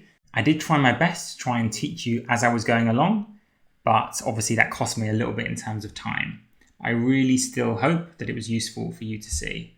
Let me skip these. I think I've got several wrong now, obviously, based on, I don't know if I'm going to save for later. Submit this test. Yes, your exam will be saved and you can return to it. No, I don't want to save it. I just want to skip this section. Oh, well, I'm just going to have to guess some answers here. But yes, interestingly, I was able to do quant and finish it, even though I was explaining as I went along. And I thought it would be the same for verbal. But I think I just got hit by too many long reading passages, and explaining those and reading them out loud obviously kind of really slows you down. And I was trying to do that to sort of show you my pace. So that cost me in terms of time. But I mean, if I can almost finish on time by reading out loud and really taking my time like that, it shows you that if you're doing it on your own, you can still score amazingly in the time limit that you're given. So what I'm doing now, obviously, is just guessing answers so that I can quickly see the score. I do think towards the end of the verbal, I probably got 3 or 4 wrong just because I was rushing so much. But obviously, it should still be a decent score overall, simply because I think I did okay in the quant and okay for the first section of the verbal. And also, you know, if you have a high scoring verbal section to begin with, even if you get some wrong towards the end, they still rate you as a high scoring student. So I'll give you, I'm expecting 750 or higher, hopefully overall. But really, it's not about like what score I get. It's about whether you learn about how to answer these questions for the GMAT and whether it was useful. So please do let me know, as I said. Okay, let's get to my right and wrong answers. Next. Ooh, 780, not bad. So that's really pretty impressive, actually. 780, despite the shenanigans at the end there that cost me probably 2 or 3 questions. That's actually what I got in the real test the first time. In practice tests subsequent to that, I've gotten a 800 twice. So it's definitely possible to get an 800. I haven't got an 800 yet in the real test, but maybe that's something I should do just to show off a bit. But I really hope that that was helpful there. Let's actually see where I went wrong. Oh, I did get 1 wrong in quant and only 2 wrong in verbal. I was rushing so much at the end. I'm very interested. Review incorrect. So I did get 1 wrong in the quant. What was that about? Ah, it was this one. I did say I think I was only 90% sure. Okay, where did I go wrong here?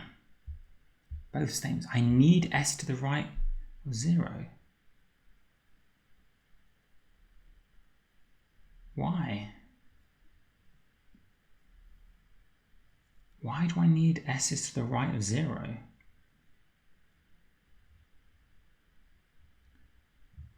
Are they saying that r and s could be on the same point? Like they could both be -2? And then they're the same point? No, it can't be, because then statement 2 wouldn't be correct. Why do we need s's to the right of 0?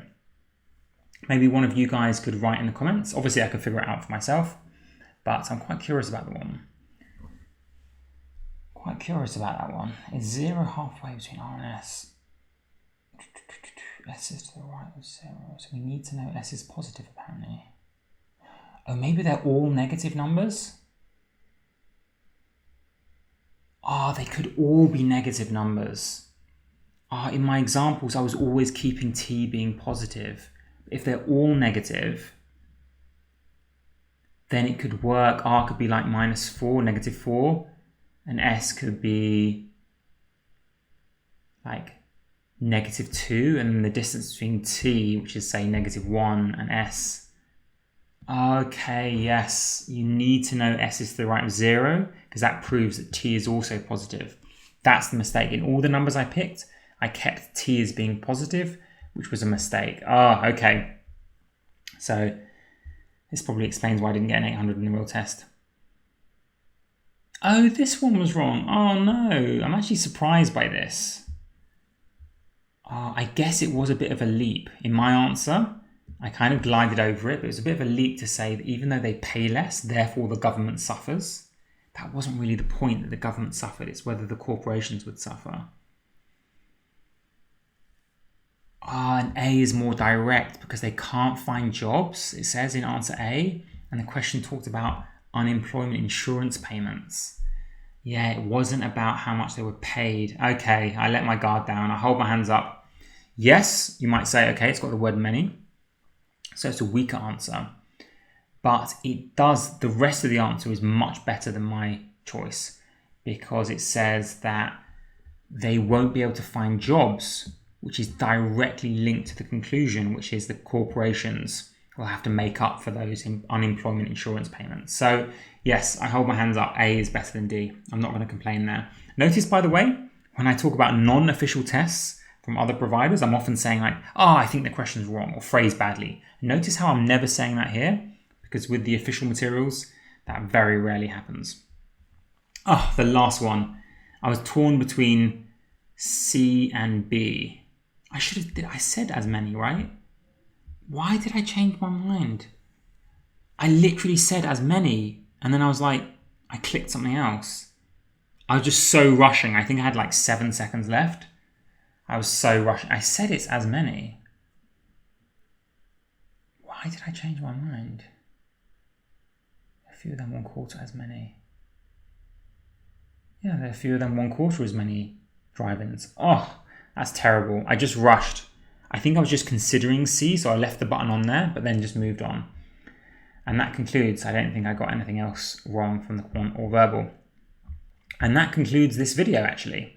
So that's a full walkthrough of a quant and verbal section. And even though I got 780, I hope you don't hold that against me, that it wasn't 800. I would say that the reasons were I made that one genuine mistake in quant, one genuine mistake in verbal, and one rushed thing in verbal at the end. Could I have got an 800? I think so. I think I should have picked more numbers in that example to prove that T doesn't have to be a positive number. And I think I should have focused a bit more on that question involving unemployment and realized that, of course, if they don't have jobs, that raises the unemployment insurance levels for the government and therefore the corporations. Anyway, doesn't matter about me.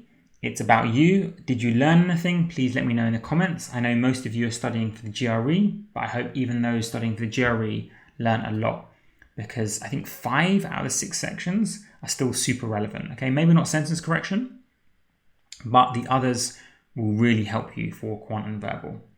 Really hope it helped. And if I get enough good feedback, I might do another one of these. See you in the next one.